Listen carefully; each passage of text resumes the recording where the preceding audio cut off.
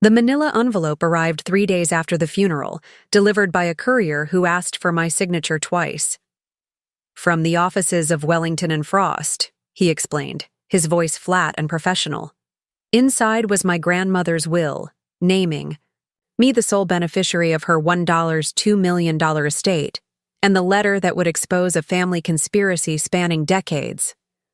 My name is Emma Parker, and I was about to discover that my grandmother's fortune wasn't the only inheritance she'd left me. Some legacies are written in blood, others in secrets. Before we jump back in, tell us where you're tuning in from, and if this story touches you, make sure you're subscribed. Because tomorrow, I've saved something extra special for you. I stood in the kitchen of my small apartment, staring at the contents spread across the counter. Legal papers, property deeds, bank statements, and that sealed letter with "to be read only after my death," written in Grandma Rose's elegant handwriting. The coffee in my mug had gone cold, forgotten amid the shock of what I was reading. "This can't be right," I whispered to the empty room. According to the will, not my father, not my aunts, not my cousins who had circled Grandma Rose like vultures in her final months, was to inherit everything. The Victorian house on Maple Street where she'd lived for 50 years. The vacation cottage on Hemlock Lake. The investment portfolio that had quietly grown over decades. The antique collection worth hundreds of thousands. All of it. Mine. My phone buzzed angrily on the counter. Dad, again. That made 17 missed calls since yesterday. I knew exactly what he wanted to discuss. I checked the time. 8:47 a.m.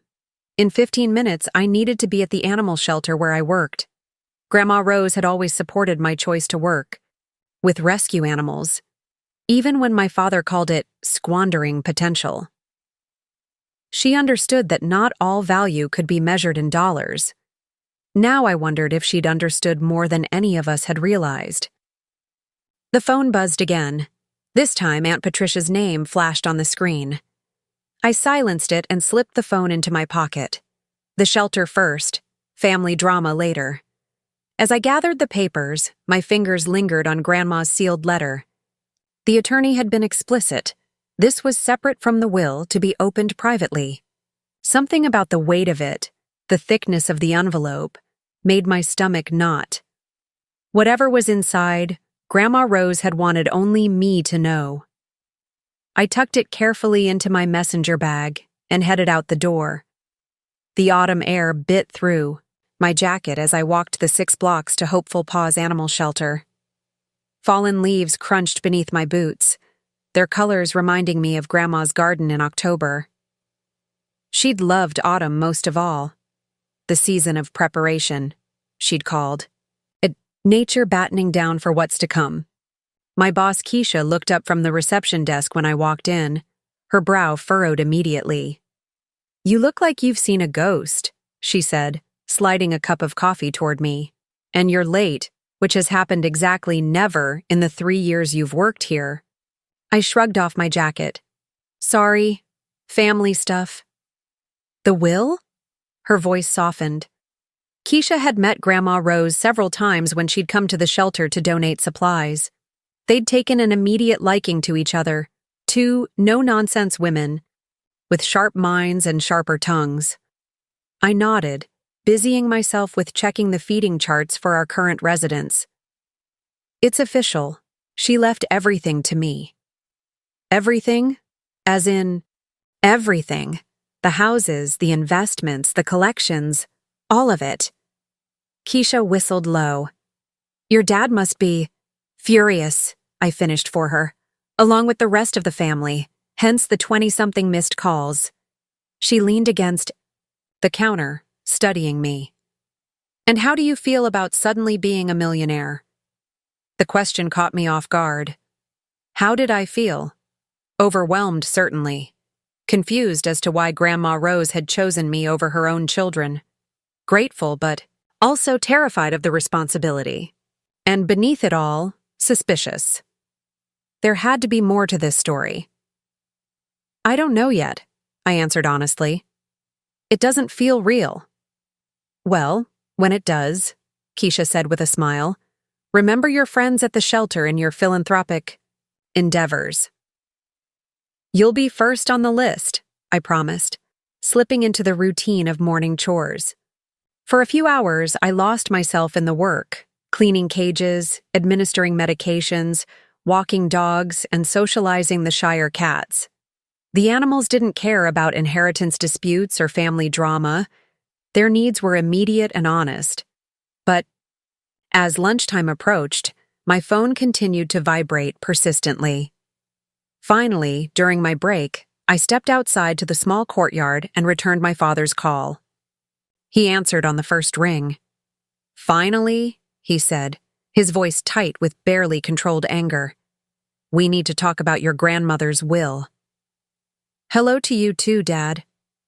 "Don't get smart with me, Emma. This is serious. Patty and I have been trying to reach you since yesterday." I watched a squirrel dart across the courtyard, burying acorns for winter. "I've been working." "Well, you might not need that job anymore, will you?" The bitterness in his voice was unmistakable. "Not with what she's left you." "Dad, she wasn't in her right mind, Emma. You know that. The dementia was getting worse these last months. We're contesting the will." The words hit like a slap. "What? Grandma didn't have dementia. She was sharp as ever until the stroke." His laugh was harsh. "That's not what her doctor will say. We've already spoken with him." My grip tightened on the phone. "What did you do?" "Nothing that wouldn't have been necessary if she'd just done the sensible thing. That estate should be divided among the family, not given to a—" He cut himself off. "Not given to a what, Dad? A shelter worker? Someone who doesn't care about money the way you do?" The silence stretched between us, filled with years of disappointment. My father had wanted me to follow him into finance, to attend his alma mater, to value what he valued. Every choice I'd made that diverted from his plan had been a betrayal, in his eyes. "The family is meeting tonight at Patty's house," he finally said. 7 o'clock? Be there. And if I'm not? Then we proceed without your input." He hung up. I stared at the phone, a cold feeling spreading through my chest. They were going to try to invalidate Grandma's will, to paint her as mentally incompetent, to erase her final wishes. When I went back inside, Keisha took one look at my face and pulled me into the office. "That bad, huh?" I sank into a chair. "They're contesting the will. Dad says Grandma had dementia, which is absolute garbage. He claims they've already talked to her doctor." She frowned. "That doesn't sound right. Your grandmother was one of the most mentally acute elderly people I've ever met." "Exactly. But they'll say whatever they need to. It's always been like this with my family. Everything is about control, about appearances." I rubbed my temples, feeling a headache building. "They're meeting tonight to discuss it. Are you going?" I thought about facing them. My father with his cold disappointment, Aunt Patricia with her passive-aggressive barbs, my cousins with their jealous stares. All of them united against me, determined to overturn Grandma's wishes. "I have to," I said finally. "If I don't show up, it's just proof to them that I don't deserve any of this." Keisha squeezed my shoulder. "Want backup? I make an excellent intimidating friend." The offer made me smile despite everything. "Thanks, but this is something I need to handle myself." As I said it, I remembered the letter, still unopened in my bag. Perhaps Grandma Rose had anticipated this very situation. Perhaps she'd left me more than just property and money. She'd left me answers. "Actually," I said, reaching for my bag, "I need to read something first." Keisha nodded, understanding. "Use the office as long as you need." When she closed the door behind her, I took out the envelope. My hands trembled slightly as I broke the seal and withdrew several pages covered in Grandma Rose's distinctive handwriting. The letter was dated just 3 months ago, well before her stroke. "My dearest Emma," it began. If you're reading this, then Wellington has done as instructed and delivered my will and this letter after my passing. I imagine by now the vultures are circling. I let out a startled laugh. Even from beyond the grave, Grandma didn't mince words. There are things you need to know. About your inheritance, yes. But more importantly, about our family. Things I've protected you from until now. The estate I've left you isn't merely a matter of preference or affection, though you know you've always been special to me. It's a matter of justice. Long overdue justice. My breath caught as I read the next lines. Your father and his sister believe they're entitled to my estate because they're my children. What they've conveniently forgotten is how they came by their own fortunes 30 years ago, by stealing from the person who trusted them most. The companies they built, the wealth they've accumulated, all of it began with theft. From your grandfather. From me. Preparing and narrating this story took us a lot of time, so if you are enjoying it, subscribe to our channel. It means a lot to us. Now back to the story. The rest of the letter fell into my lap as I stared at the wall, trying to make sense of what I'd just read. My father, who prided himself on his business ethics, who had lectured me endlessly about integrity, a thief? It couldn't be true. But as I picked up the pages and continued reading, Grandma Rose laid out a story that turned my understanding of my family upside down, and she had proof she'd kept hidden for 3 decades, waiting for the right moment to reveal the truth. The final page contained instructions, specific, detailed instructions about what to do next, who to contact, where to find the evidence she'd safeguarded all these years. Remember, Emma, she'd written in closing, the truth isn't always kind, but it is always necessary. You have more of your grandfather in you than anyone else in this family. He would be proud of the woman you've become. I certainly am. Now, it's time to set things right. I folded the letter carefully and placed it back in the envelope. Then I took out my phone and made a call. Not to my father, not to Aunt Patricia, but to the number Grandma Rose had provided in her letter. Wellington and Frost Law Offices, a receptionist answered. This is Emma Parker, I said, my voice steadier than I expected. I need to speak with Mr. Wellington about my grandmother's contingency plan. There was a pause, then, "One moment, please, Ms. Parker. He's been expecting your call." As I waited to be connected, I looked out the window at the autumn leaves swirling in the courtyard. Grandma had been right.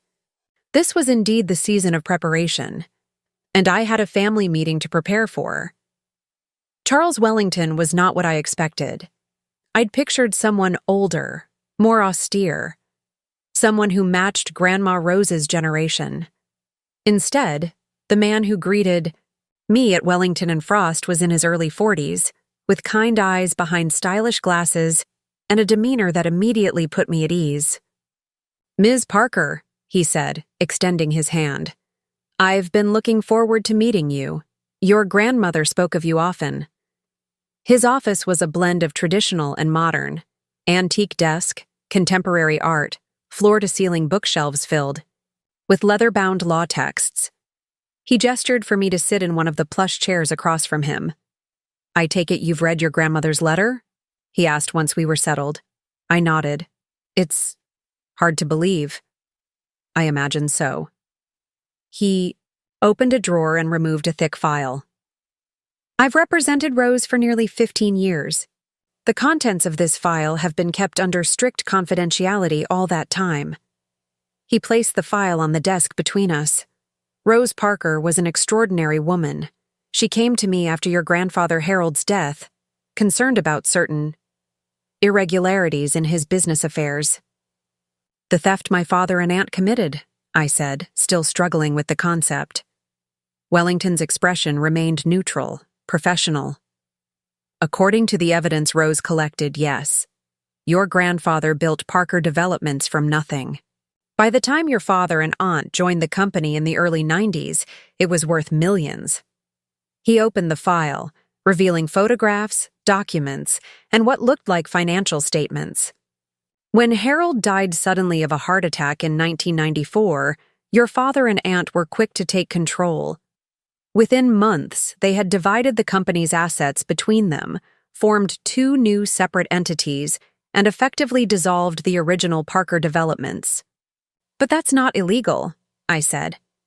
Dad always said Grandpa wanted the company split between his children. Wellington's mouth tightened. That might have been the case, except your grandfather left explicit instructions in his will about the company's future, instructions that were never followed. He handed me a document, a copy of my grandfather's will. I skimmed it, legal terminology swimming before my eyes, until I reached a clause highlighted in yellow. Parker Developments is to remain intact, with 60% ownership divided equally between my children, 30% held in trust for my grandchildren, and 10% to be given to my wife Rose, along with permanent position as chairperson of the board of directors. I looked up. They ignored this completely. Worse, Wellington said, his voice grim. According to your grandmother, the will that was actually filed with the court was different. That clause was removed entirely, replaced with language giving your father and aunt full discretion over the company's future. My head spun. Are you saying they forged the will? Rose believed so, yes. But by the time she discovered the discrepancy, nearly a year had passed. The probate had been completed. The original company no longer existed. But surely there was something she could do? Legal action she could take? Wellington's sigh was heavy with old frustration. We explored every avenue. The problem was evidence. The original will had mysteriously disappeared from Harold's study after his death. The only copy was the one filed with the court, the one Rose believed had been altered. So she just gave up? That didn't sound like the grandmother I knew. Not at all. A smile touched his lips. Rose Parker never gave up on anything in her life. But she was strategic. Without concrete proof, a legal battle would have been risky and potentially devastating for all involved, including you. I frowned. Me? I was just a child. Exactly. She worried about what a prolonged legal fight would do to you, to the family relationships. So instead, she began gathering evidence, methodically, patiently, for nearly 3 decades. He turned, the file toward me. Everything is here. Financial records showing money being siphoned from Parker Developments in the months before Harold's death. Correspondence between your father and aunt discussing plans for the company that directly contradicted Harold's wishes. Testimony from the family's former household staff about documents being removed from Harold's study the night he died. My stomach clenched. The implications were staggering. And Grandma kept all this secret? For 30 years? Not entirely. Secret. She confronted your father and aunt once, about 5 years after Harold died. By then, they had built their separate empires, Hartwell Finance and Patricia's Luxury Developments. What happened? Wellington's expression darkened. According to Rose, they threatened her, said if she pursued it, they would make sure you would never see a penny of the family money. You were just starting college then, I believe. I nodded, numbly. That was when Dad had suddenly offered to pay for my education, something he'd previously insisted I should finance myself through scholarships and loans. I'd been so grateful, never questioning the sudden change of heart. It was a bribe, I whispered, to keep Grandma quiet. She believed so, yes. She agreed to their terms on one condition, that they never interfere with her relationship with you. That explained why Dad, despite his endless disappointment in my career choices, had never tried to stop me from visiting Grandma Rose, why he'd tolerated our closeness even while keeping his own distance from his mother. But why leave everything to me now? Why not just split it evenly? Avoid all this drama? Wellington smiled. Because Rose believed in justice, even delayed justice. and because she knew you were the only one who would honor her wishes. He pulled another document from the file. This is what she wanted you to see today. It was a handwritten note, dated the year my grandfather died. The paper was yellowed, the ink faded, but the handwriting was unmistakable. My grandfather's. My dearest Rose, if you're reading this, then my fears have been realized. I've seen the way Robert and Patricia watch the company, calculating its worth even as I struggled to teach them its value. I've changed my will to protect what we've built, but I worry it won't be enough. Trust Wellington if anything happens. He has copies of everything. And whatever comes, make sure Emma knows the truth someday. She has your spirit and my sense of justice. Our legacy will be safe with her. All my love, always. Harold tears blurred my vision. I'd been too young when Grandpa died to really remember him. Now his words reached across time, a connection I'd never expected to feel. There's one more thing, Wellington said gently. He retrieved a small wooden box from a cabinet behind his desk. Rose left this in our safekeeping. The key is taped inside the back cover of her letter to you. Sure enough, when I checked Grandma's letter, I found a small brass key. The box opened with a click, revealing an old pocket watch, a ring with a deep blue stone, and a USB drive. The watch and ring were Harold's, Wellington explained. The drive contains copies of all the evidence, plus video testimony from Rose herself, recorded over the past year as her health began to decline. I picked up the watch, felt its weight in my palm. What am I supposed to do with all this? That depends on what you want, Ms. Parker. Rose left the decision entirely to you. You could present this evidence during the will contest. It would certainly undermine your father and aunt's claim about Rose's mental competence. You could file a separate civil suit about the original theft. Or I could do nothing. I finished. Let sleeping dogs lie. He nodded. That's also an option, though not one Rose would have favored, I think. I slipped the watch into my pocket, feeling its gentle tick against my hip. I need to think. Of course. He checked. His watch. I believe you have a family meeting to attend tonight? It might be. Illuminating. As I gathered my things, a question nagged at me. Mr. Wellington, why did you agree to help Grandma with all this? It must have been frustrating, collecting evidence for decades without taking action. He smiled, a genuine smile that creased the corners of his eyes. Because 35 years ago, when I was fresh out of law school with nothing but student debt and ambition, Harold Parker gave me my first job as legal counsel for his company. He took a chance on me when no one else would. His gaze grew distant with memory. 6 months later, when I was diagnosed with cancer, he kept me on full salary during my treatment, paid for specialists when my insurance reached its limits. He straightened his glasses. I owed him, and I owed Rose for trusting me with this. Some debts transcend ordinary accounting, Ms. Parker. I left Wellington's office with the wooden box, the file of evidence, and a head spinning with revelations. The afternoon sun was sinking toward the horizon, painting Hartford's skyline in amber and gold. I had 3 hours until the family meeting, at Aunt Patricia's house. 3 hours to decide what kind of justice I was looking for. My phone buzzed with a text from my cousin Zoe, Aunt Patricia's daughter. Dad's bringing the family lawyer tonight. Just thought you should know. I stared at the message, feeling a flicker of anger. Of course they'd have their lawyer present.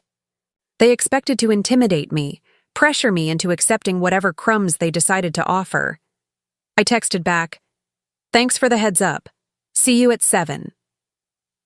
Then, on impulse, I called Keisha. "How do you feel about being my backup after all?" I asked, when she answered. "For the family showdown? I'm there. Want me to wear my intimidating face or my supportive face?" I laughed despite everything. "Both, and maybe bring your tablet. There's something I might need to show everyone." As I slipped the phone back in my pocket, my hand brushed against Grandpa's watch. The weight of it reminded me of Grandma Rose's words in her letter. The truth isn't always kind, but it is always necessary. Tonight, my family would learn just how necessary it could be. Aunt Patricia's house stood on a hill in Oakwood Estates, an exclusive neighborhood that screamed old money and privilege. The circular driveway already held several cars when Keisha pulled up in her battered Honda. The contrast couldn't have been more perfect. My father's gleaming BMW, my cousin Dylan's sports car, and my aunt's Range Rover all lined up like an advertisement for success. "Nice place," Keisha whistled, eyeing the three-story colonial with its perfectly manicured hedges and glowing windows. Very Architectural Digest meets Old School Dynasty. I smoothed my skirt, suddenly aware of how underdressed I was in my work clothes. I hadn't gone home to change after meeting Wellington, hadn't wanted to give myself time to second-guess my decision. "You sure about this?" Keisha asked, nodding toward the wooden box on my lap. "No," I admitted. "But Grandma Rose was right. It's time." The front door opened before we reached it, revealing Aunt Patricia in a silk blouse and tailored trousers, pearls gleaming at her throat. Her smile faltered when she saw Keisha. "Emma, darling, we weren't expecting guests." "This is Keisha Henderson, my boss and friend. She's here as my support person. Since Dad mentioned you'd have the family lawyer present, I thought I should have someone in my corner as well." Patricia's lips thinned, but she stepped aside. Everyone's in the living room. The tension in the air was palpable as we entered. My father stood by the fireplace in full power pose, legs slightly apart, one hand in his pocket, the other holding a tumbler of scotch. My cousin Dylan lounged on the sofa, pretending to look at his phone. His sister Zoe perched nervously on an ottoman, giving me a small wave. At the dining table sat an older man with steel-gray hair and wire-rimmed glasses, Howard Brenner, the family attorney who'd handled Parker affairs for decades. "Finally," my father said, not bothering with a greeting. "And you've brought company." "This is Keisha," I said firmly. "She stays." Brenner raised an eyebrow but said nothing, merely shuffling papers in front of him. "Let's get this over with," my father continued. "We've prepared a very generous offer, Emma, despite the irregularities in Mother's will." "Irregularities?" I set the box on the coffee table. "Grandma Rose was of sound mind when she made her will, Dad. You know that."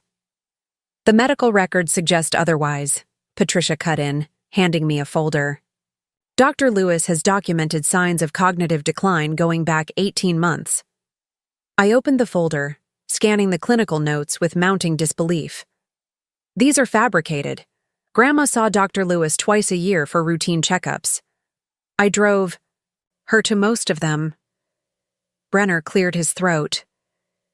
"Ms. Parker, I understand this is difficult, but medical professionals can be bought," Keisha finished, arms crossed, "just like anyone else." The room fell silent. Zoe stared at her hands, a flush creeping up her neck. Dylan had finally stopped pretending interest in his phone. My father set down his glass with a sharp click. "I don't appreciate what you're implying." "Then let me be explicit," I said, drawing Grandpa's pocket watch from my jacket. The gold caught the light as I placed it beside the box. "Grandma Rose left me more than just her estate. She left me the truth about how you and Aunt Patricia built your fortunes." Patricia paled, her hand going to her pearls. "What are you talking about?" I turned to Brenner. "Mr. Brenner, you've represented my father and aunt for what, 30 years now? Were you the one who helped them file the altered version of my grandfather's will after his death?" The attorney's face remained impassive, but a muscle twitched in his jaw. "I'm not at liberty to—" "Because we have a copy of the original," I continued, opening the wooden box and removing the USB drive. Along with 30 years of evidence showing how they systematically dismantled Parker Developments against Grandpa's explicit wishes, siphoned assets before his death, and built their separate empires on stolen foundations. "This is ridiculous," my father snapped, but his voice lacked conviction. Mother always did have an overactive imagination. Did she imagine these? I pulled documents from the file Wellington had given me: bank statements, correspondence, photographs of documents being removed from safes. "Or these?" I added, revealing financial analyses showing the systematic asset stripping of Parker. Developments in the months before and after Grandpa's death. Zoe stood up, moving closer to look at the papers. "Dad? What is she talking about?" Patricia grabbed her daughter's arm. "This doesn't concern you." "Actually, it concerns all of us," I countered, "especially Zoe and Dylan. According to Grandpa's real will, 30% of Parker Developments was supposed to be held in trust for his grandchildren. That's you two. Money that should have been yours was diverted to build your parents' companies."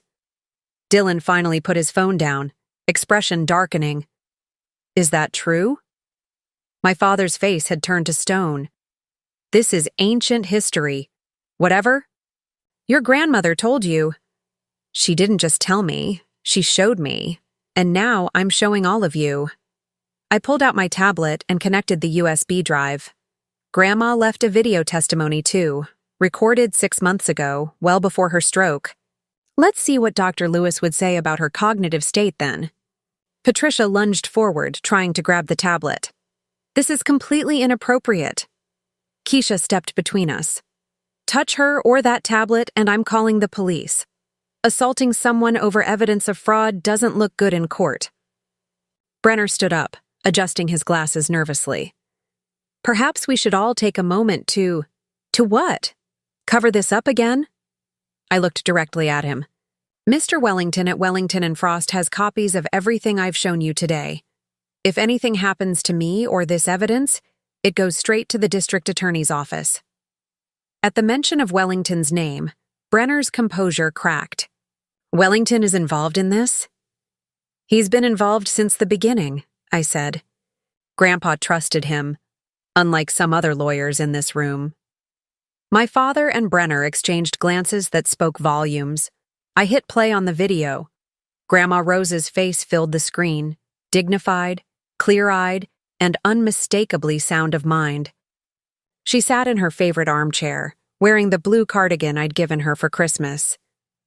"My name is Rose Eleanor Parker," she began, her voice steady. "Today is October 3rd, 2024. I am recording this testimony of sound mind and body to accompany the evidence I've gathered regarding the theft and fraud committed by my children, Robert and Patricia Parker, following the death of my husband Harold in 1994. For the next 10 minutes, no one spoke as Grandma methodically laid out the entire sordid story, from her suspicions before Grandpa's death to her discovery of the forged will, to her years of quiet investigation. She named names, cited documents, referenced bank accounts. When the video ended, the silence in the room was deafening. Zoe had tears streaming down her face. Dylan stared at his parents with undisguised disgust. My father and aunt stood frozen, decades of carefully constructed facades crumbling before their eyes. "You would do this to your own family?" Patricia finally whispered, her voice breaking. "Destroy everything we've built?" "You did this," I corrected her. "I'm just bringing it to light." My father regained his composure first. "What do you want, Emma? Money? A position at the company? Name your price." I felt a surge of anger. "This isn't about a payoff. It's about truth. It's about honoring Grandpa and Grandma's wishes." "Fine. Take the inheritance. We won't contest the will." He tried to sound magnanimous, but I could see the calculation in his eyes. "Keep your evidence to yourself, and we'll let you have Rose's estate without a fight." Brenner nodded eagerly. "I can draw up paperwork immediately. A mutual non-disclosure. Agreement, perhaps. I looked around the room, at my father's desperation, my aunt's fear, my cousin's shock and hurt. This was what decades of lies had built, a family fractured by greed. "No," I said quietly. My father frowned. "No? What do you mean, no?" "I mean that's not good enough. Grandma Rose left me the estate because she trusted me to do the right thing with it, and with this information." "And what would that be?" Patricia asked, her voice laced with bitterness. I reached into my bag and pulled out a document I'd asked Wellington to prepare after our meeting. "This is my proposal. I'm establishing the Harold and Rose Parker Foundation using the entire estate. The foundation will have 3 main initiatives: supporting animal welfare, funding education for disadvantaged students, and helping entrepreneurs from underprivileged backgrounds." I slid the document across the table. "I'm inviting both of you to make significant contributions to the foundation, not just money, but expertise. Dad, you know finance. Aunt Patricia, you understand property development. Together, we could build something meaningful, something that honors Grandpa's legacy the way it should have been honored 30 years ago." They stared at me like I'd started speaking in tongues. "And if we refuse?" my father asked. I met his gaze steadily. "Then the evidence goes to the authorities and to the press. Your choice." Dylan stood up. "I want in on the foundation, regardless of what they decide." Zoe nodded. "Me too." My father's face reddened. "You can't possibly—" "Actually, it makes perfect sense," Keisha interjected. "The foundation would clean up the family name, give you a tax write-off, and keep this whole mess private. Or you can risk prison for fraud and watch your company's stock prices tank when this hits the news." She shrugged. "Seems like an easy choice to me." Brenner cleared his throat. "If I may, the foundation approach does offer certain advantages, legally speaking." My father and aunt exchanged glances, a silent conversation happening between siblings who, despite everything, still understood each other perfectly. "We need time to consider," my father finally said. "You have until tomorrow at noon," I replied, gathering my evidence and returning it to the box. After that, Mr. Wellington proceeds as instructed. As Keisha and I turned to leave, Zoe caught my arm. "Did you know? Before Grandma died?" I shook my head. "Not until I read her letter. She wanted to protect me from it, I think. Until it was time." "All these years," she whispered. "All the family gatherings, the birthdays, the holidays. It was all built on lies." I thought about it for a moment. Not all of it. Grandma's love was real. Her principles were real. I touched Grandpa's watch in my pocket. And now we have a chance to build something real, too. Outside, the night. Air felt cleansing after the suffocating tension of the house. Stars pricked the darkness above the manicured lawns and towering oaks of Oakwood Estates. "That," Keisha said as we walked to her car, "was the most badass thing I've ever seen." I laughed, the sound surprising me. "I can't believe I just did that." "Your grandmother would be proud." "I hope so." I looked back at the house where silhouettes moved behind lit windows, my family, grappling with the truth that had finally found its way home. "I really hope so." My phone buzzed with a text from Zoe. "They're arguing, but Dylan and I are standing firm with you. Foundation idea is perfect. Call me tomorrow?" Something tight in my chest loosened. You know what? I think she would be. As we drove away, I felt Grandpa's watch ticking against my heart. Steady, reliable, keeping perfect time. Just like the truth. The call came at 10:37 the next morning. I was at Grandma Rose's Victorian on Maple Street, boxing up some of her books for donation, when my father's name appeared on my phone screen. For a moment, I considered letting it go to voicemail. Then I remembered Grandma's voice from the video. The hardest part of integrity isn't standing up for what's right, It's continuing to do so when it would be easier to look away. I pressed accept. Hello, Dad. We're in. His voice was clipped, professional, the same tone he used for business deals. Patricia and I have discussed your proposal. The foundation is acceptable. I sat down on Grandma's floral couch, a bubble of disbelief rising in my chest. Just like that? We have conditions, he continued, ignoring my question. First, all evidence remains private, permanently. Second, we want board positions on the foundation, with real decision-making authority. Third, we want public recognition, as co-founders. Of course they did. Even in defeat, they were negotiating for control, for appearance. Counter-proposal, I said, surprising myself with how calm I sounded. The evidence remains private as long as you both comply with the foundation's mission.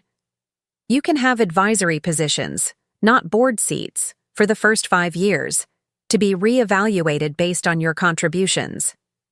As for public recognition, you'll be acknowledged as major donors. A long silence followed. I could almost hear the calculations running through his head, weighing risk against pride. Dylan and Zoe get board seats, he finally said. From the beginning. That's fair, I agreed. They're Grandpa's grandchildren, too. They deserve to benefit from his legacy all along. Another pause. Brenner is drawing up the paperwork. We can meet at Wellington's office at 3. So we were doing this on neutral ground. Interesting. I'll be there. He cleared his throat, and for a moment I thought he might say something personal, something about yesterday's revelations, about Grandma Rose, about the decades of deception. Instead, don't be late. And the call disconnected. I stared at the phone, then at the framed photo on Grandma's mantel. A family portrait from 20 years ago, all of us posed and smiling for the camera. The frame was silver, expensive, but the smiles were brittle, hiding fractures that had been there all along. Only Grandma's smile reached her eyes, warm and knowing even then. This is just the beginning, isn't it? I said to her image. The hard part comes next. My phone buzzed with a text from Wellington. Your father called. Meeting at 3. I'm impressed. I texted back. Don't be. They're trying to salvage what they can. His response came quickly. That's how healing starts, one compromise at a time. I wasn't sure I believed that, but I wanted to, for Grandma's sake, for mine. I spent the next few hours continuing to sort through Grandma's belongings, finding small treasures tucked away in drawers and closets, handwritten recipes, vintage brooches, photographs I'd never seen before. In her bedroom closet, behind a row of sensible shoes, I discovered a small lacquered box containing dozens of letters tied with blue ribbon. They were from Grandpa to Grandma, spanning decades of their marriage. I read just one, dated shortly after they were married, and had to stop, my vision blurred by tears at the pure, uncomplicated love expressed in his words. This was the legacy Grandma had truly wanted me to have, not just the money or property, but the understanding of what integrity and love looked like when they weren't corrupted by greed. I carefully returned the letters to their box, promising myself I'd read them all eventually. At 2:30, I left for Wellington's office, the wooden box with Grandpa's watch and all the evidence secured in my bag. The city hummed around me as I walked the few blocks from where I'd parked, people rushing about their lives, unaware of the small drama of justice about to unfold in a lawyer's office above them. Wellington met me in the lobby. Your father and aunt are already here. With Brenner and a second attorney I don't recognize. Of course they brought reinforcements, I said, unsurprised. What about my cousins? They arrived separately just a few minutes ago. His eyes crinkled with amusement.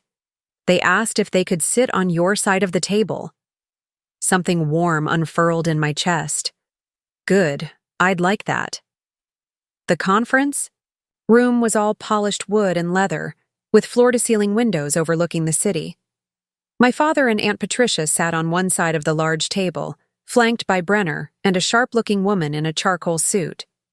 Zoe and Dylan had indeed positioned themselves on the opposite side, leaving space for me and Wellington.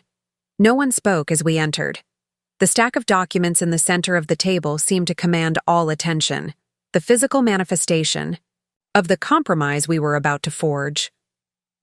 "Before we begin," Wellington said once we were seated, "I want to make it clear that today's agreement includes Ms. Parker's forbearance from pursuing legal action regarding the Parker Developments matter, contingent upon full compliance with the Foundation's terms.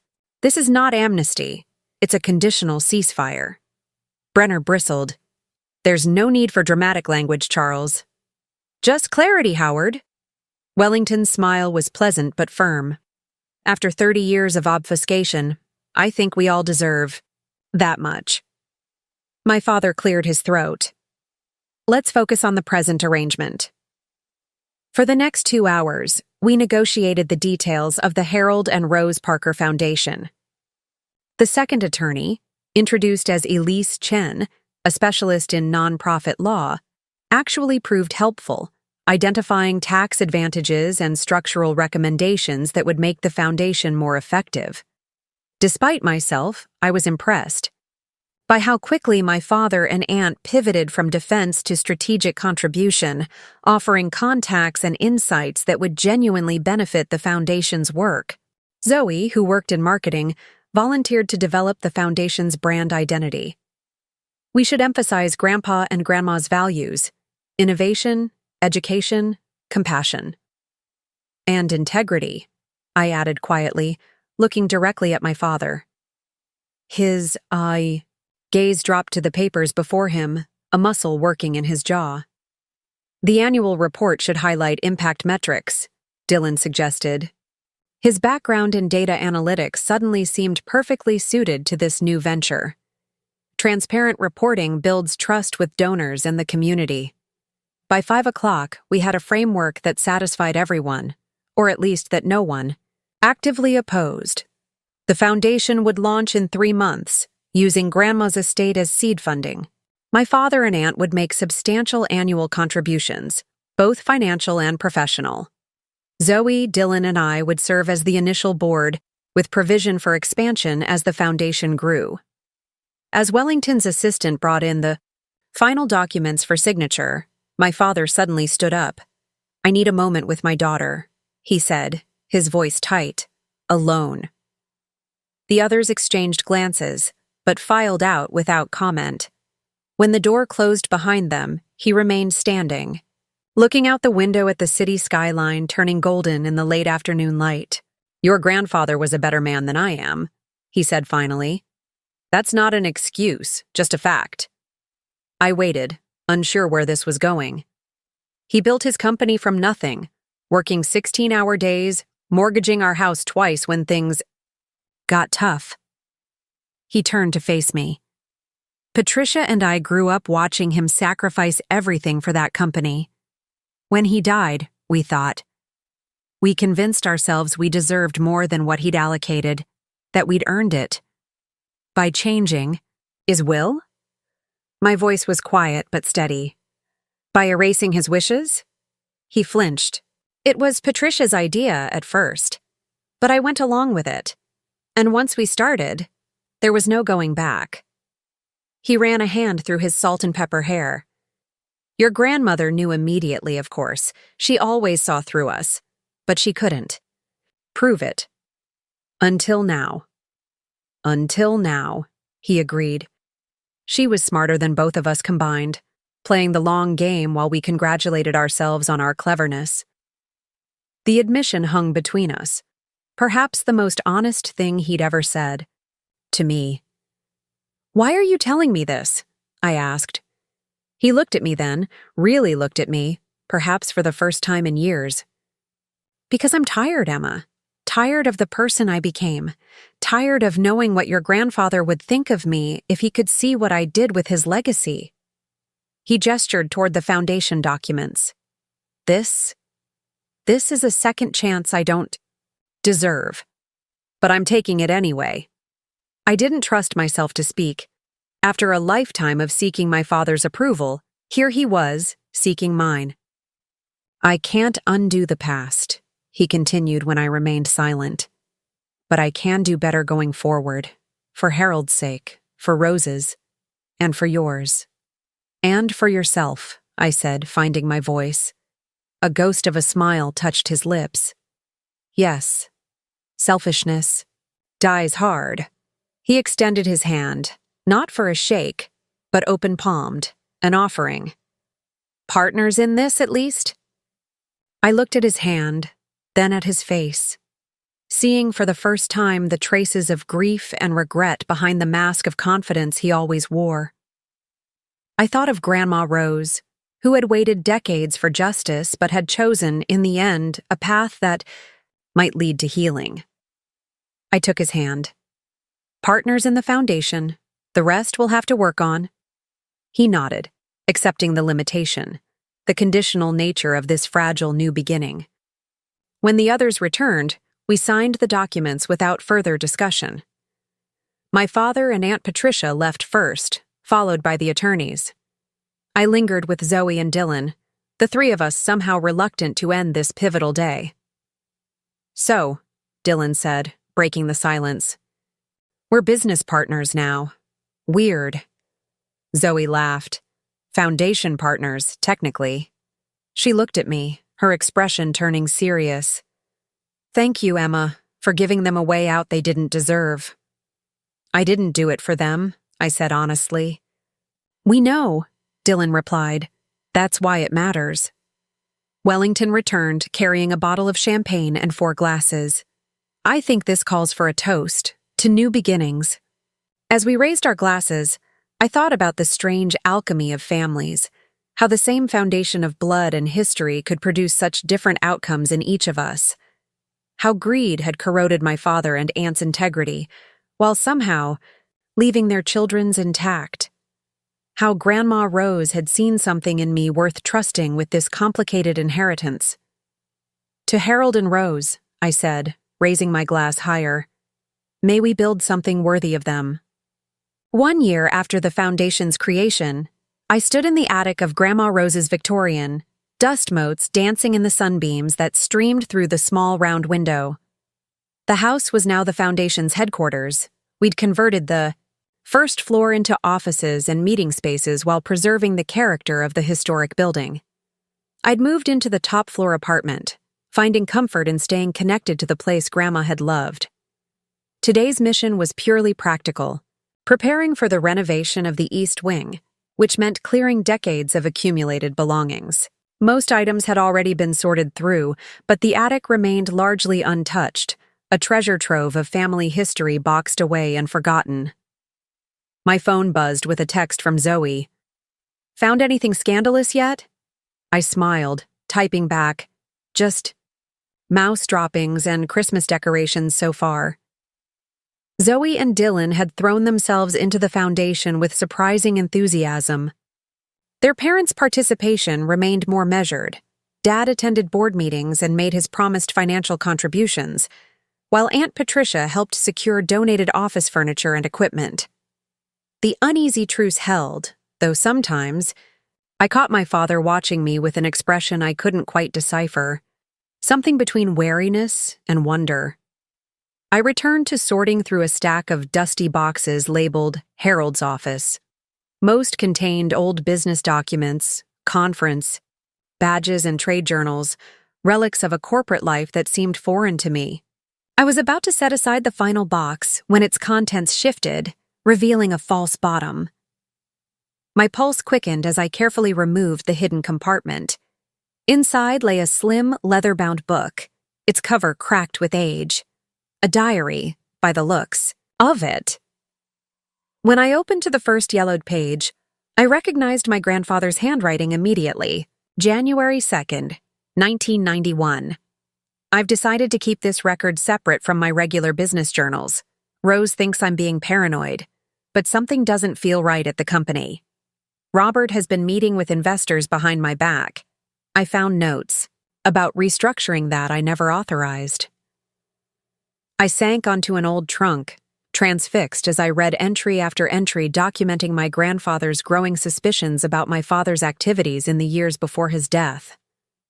He'd been aware, more aware than Grandma Rose had realized, of the scheming happening around him. April 15th, 1993. Changed my will today. Robert and Patricia won't be pleased with the new arrangement, but the company isn't just about profit. It's about the principles we built it on. Wellington assures me the new document is ironclad. I've left copies in the safe at the bank, with Wellington and one other place only Rose knows about. My hands trembled slightly. This was the will that had disappeared after his death. The one my father and aunt had replaced with their forged version. Grandpa had known they might try something. The final entry was dated just 2 weeks before his fatal heart attack. October 28, 1994. Doctor says my heart is worse.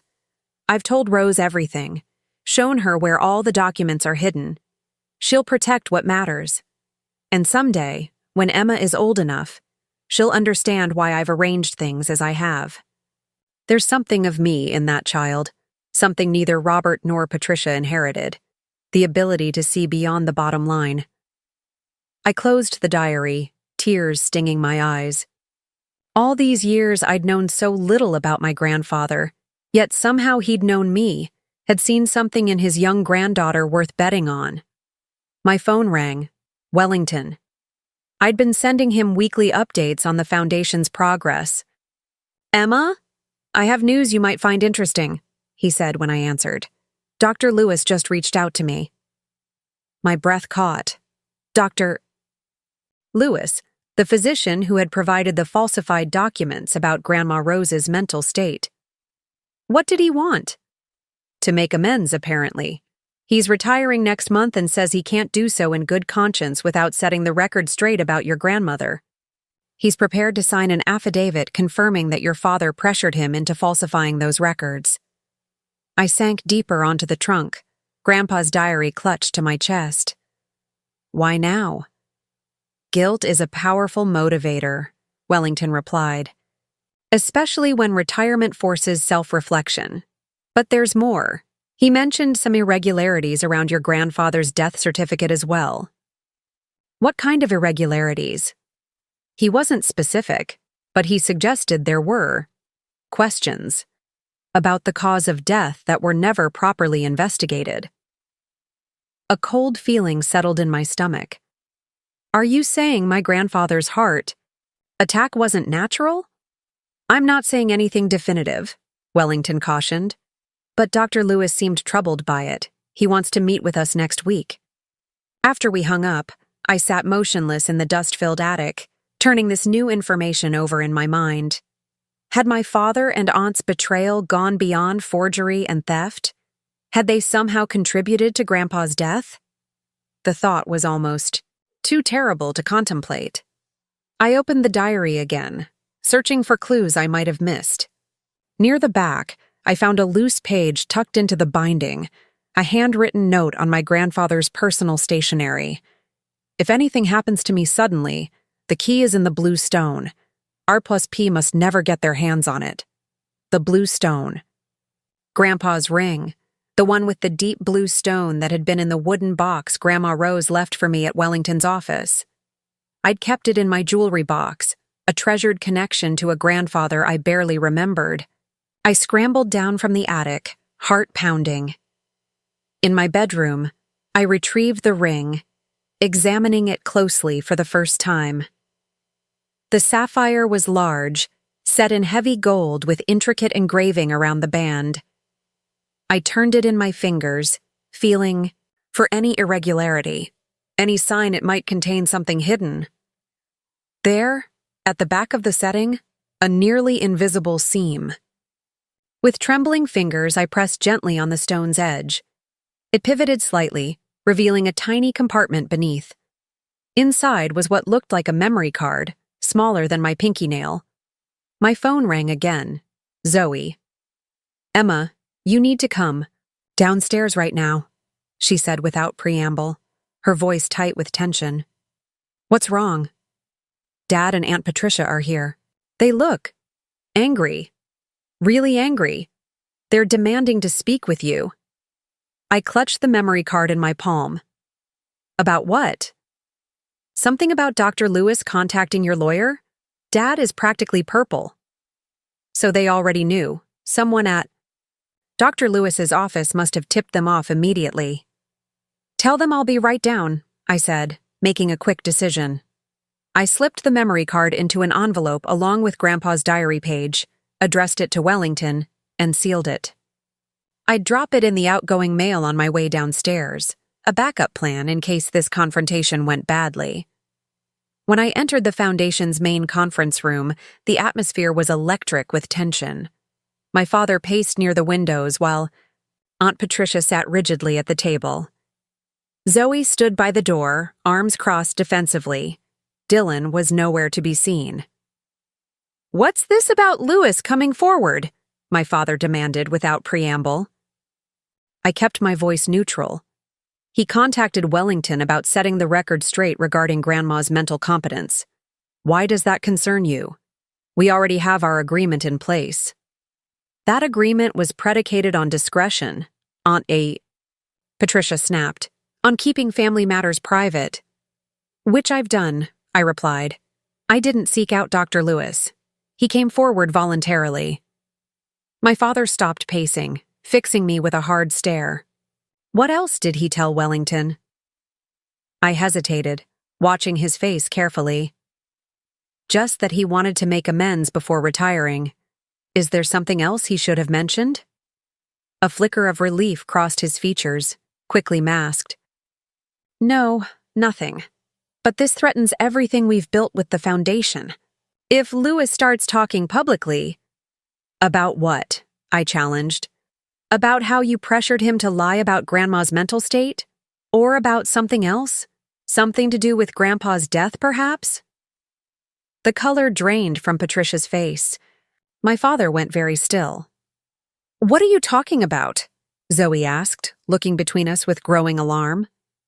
I pulled Grandpa's diary from my pocket, opening to the final entry. Grandpa knew his heart was getting worse, but according to Dr. Lewis, there may have been irregularities with his death certificate. This is absurd, my father sputtered, but his eyes kept darting to the diary in my hands. Where did you get that? From Grandpa's hidden papers, the ones you didn't manage to destroy 30 years ago. I turned to Patricia. Did you know? When you helped Dad alter the will, did you know what he had done? Done? Zoe's voice rose. What are you saying, Emma? Patricia stood abruptly. This conversation is over. Robert, we're leaving. No. Zoe blocked the doorway. I want to hear what Emma is talking about. My father's face had turned to stone, an expression I recognized from countless childhood confrontations, the wall he erected when backed into a corner. Your father didn't just change the will, I said to Zoe, never taking my eyes off my father. I think he may have had something to do with Grandpa's heart attack. Maybe stress, maybe something more direct.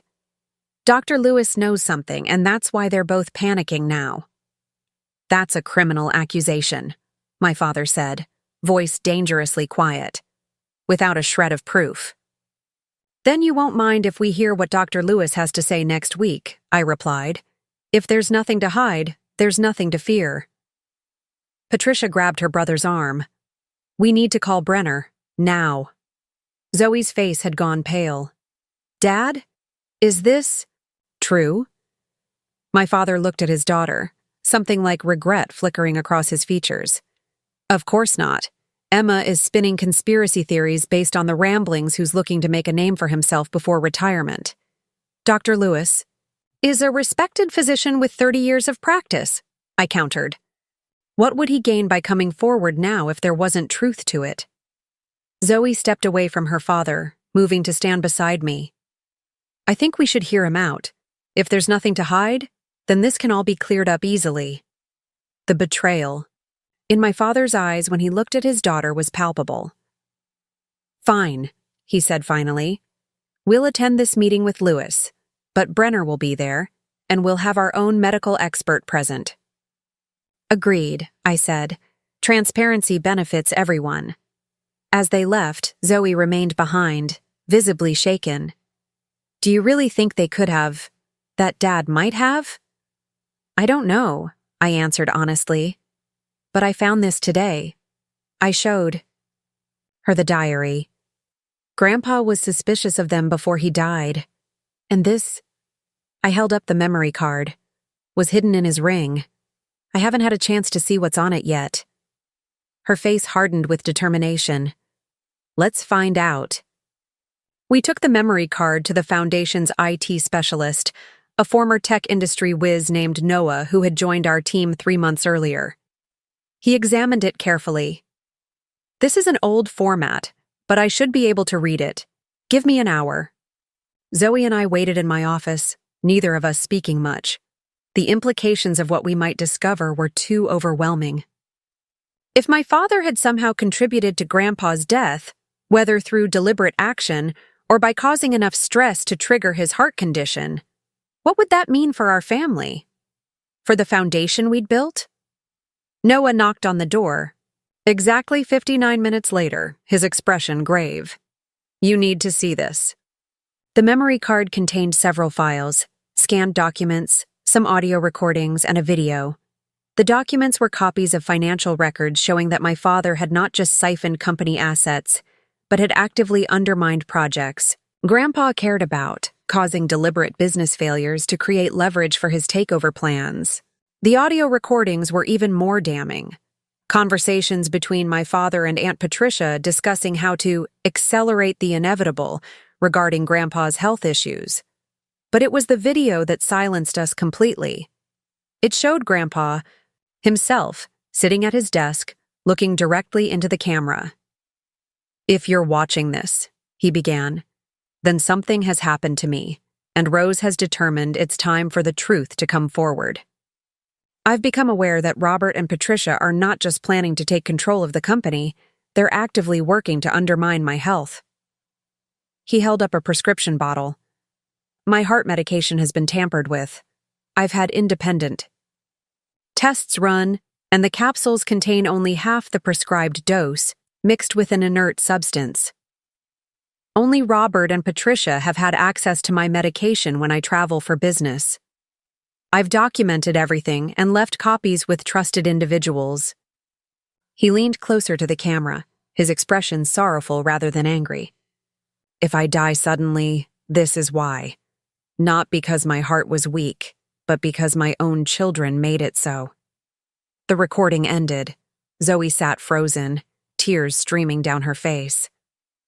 We need to call Wellington, I said, my voice sounding strange to my own ears. And the police. Noah cleared his throat. There's one more file you should see first. It was a short video from Grandma Rose, recorded just 2 months before her stroke. Emma, my darling girl, she began, looking much as she had in the testimony video we'd shown at Patricia's house. If you're seeing this, then you've found Harold's ring and the memory card inside. I've kept this evidence safe all these years, waiting for the right time. But I want you to understand something very important. She leaned forward, her eyes intense and clear. Justice matters. Truth matters. But so does mercy. I've had 30 years to consider what to do with this evidence. 30 years to observe what Robert and Patricia have become. They built their success on theft and betrayal, yes. But they've also created companies that employ hundreds of people, that contribute to the community in ways Harold would have approved of. She sighed deeply. I'm not asking you to bury this evidence, but I am asking you to consider carefully what justice looks like after so much time has passed. The foundation you're creating, yes, I know about that. Wellington has kept me informed of your plans. Might be a better legacy than prison sentences for your father and aunt. This is your decision now, not mine. I trust you to find the right balance between justice and mercy, as Harold would have trusted you. When the video ended, Zoe and I sat in stunned silence. What are you going to do? She finally asked. I stared at the black screen, my mind racing. I don't know yet. The meeting with Dr. Lewis took place 3 days later in Wellington's office. The doctor was a small, nervous man with thinning white hair and hands that trembled slightly as he placed a folder on the conference table. I want to make it clear that I'm doing this because it's the right thing to do, he began, glancing uneasily at my father and Aunt Patricia, who sat stone-faced across from him. Their lawyer, Brenner, looked equally grim. Just tell us what you know, Wellington encouraged. Lewis nodded. After Harold Parker died, I was asked to sign the death certificate listing the cause as myocardial infarction due to coronary artery disease. This was consistent with his medical history, so I didn't question it. Which means there was nothing improper, Brenner interjected. Please let him finish, Wellington said firmly. Lewis continued. About a month later, I received lab results from tests Mr. Parker had requested privately, without going through his regular medical channels. The results showed his heart medication had been adulterated, diluted to approximately half its proper strength. My father's face remained impassive, but a muscle jumped in his jaw. Why didn't you report this at the time? I asked. Lewis looked down at his hands. Robert came to see me, said there had been a mix-up at the pharmacy, that it wasn't relevant to his father's death. He implied that raising questions would only cause pain to the family and might damage my professional reputation. You were threatened, Wellington clarified. Not explicitly, Lewis conceded, but the message was clear, and I was young, building my practice. The Parkers were influential patients. Patricia finally spoke, her voice brittle. This is pure speculation, a misunderstanding about prescription strength that has nothing to do with my father's death. Except that Harold suspected his medication was being tampered with, I said quietly. He documented it, recorded it, left evidence. I nodded to Wellington, who played Grandpa's video statement. As it played, the color drained from my father's face. Patricia's hand flew to her mouth, a small sound of distress escaping her. When it ended, Brenner leaned forward. This video proves nothing. There's no chain of custody, no verification of its authenticity. There's more, I said. The audio recordings, the documentation of the lab tests, the same ones Dr. Lewis received. And now, Dr. Lewis's testimony. After all this time, you can't possibly prove that any medication tampering, even if it occurred, contributed to Harold's death, Brenner argued. Perhaps not conclusively in court, Wellington countered. But there's certainly enough here to warrant a police investigation, enough to make headlines, enough to raise serious questions about the foundation of Hartwell Finance and Patricia's luxury developments. The threat was implicit but clear. Their reputations, their businesses, everything they'd built over 30 years could come crashing down. What do you want? My father asked, his voice hollow. He looked suddenly older, defeated in a way I'd never seen before. I thought of Grandma Rose's final message to me, about justice and mercy, about what kind of legacy would best honor Grandpa Harold's memory. I want the truth, I said simply. Not just for me, but for everyone in this room. No more lies, no more secrets. And then what? Patricia demanded, tears in her eyes. Prison? Public humiliation? Destruction of everything we've built? I took a deep breath. Then we find a way forward that honors the truth while allowing for redemption. The foundation is already doing good work. Perhaps there's a way to acknowledge the past without destroying the future. My father stared. At me, something like wonder in his expression. You sound like him, like Harold. I'll take that as a compliment, I said. We talked for hours that day, painful truth after painful truth emerging. My father and aunt admitted to tampering with Grandpa's medication, not with the intent to kill him, they insisted, but to make him seem less competent, to create a situation where they could justify taking control of the company for his own good. They hadn't anticipated his heart attack, they claimed. though they had seized the opportunity it presented. Dr. Lewis provided his written testimony. Wellington documented everything, and I listened, trying to balance the competing claims of justice and mercy that Grandma Rose had entrusted to me. By evening, we had reached a resolution of sorts. My father and aunt would step down from their companies, transferring leadership to qualified successors. They would make full confessions to their families. Substantial portions of their personal wealth would go to the foundation, expanding its work dramatically. They would serve the foundation not as advisors but as volunteers, working directly with the communities they had once viewed only as markets to be exploited. It wasn't perfect justice.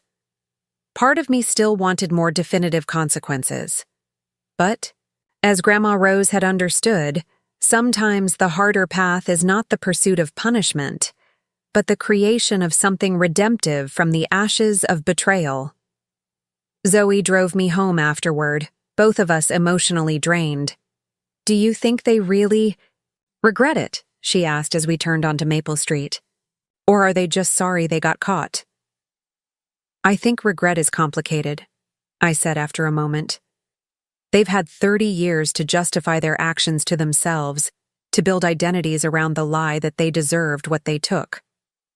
Real regret will take time, if it comes at all. She nodded thoughtfully. "And what about forgiveness? Are you going to forgive them?"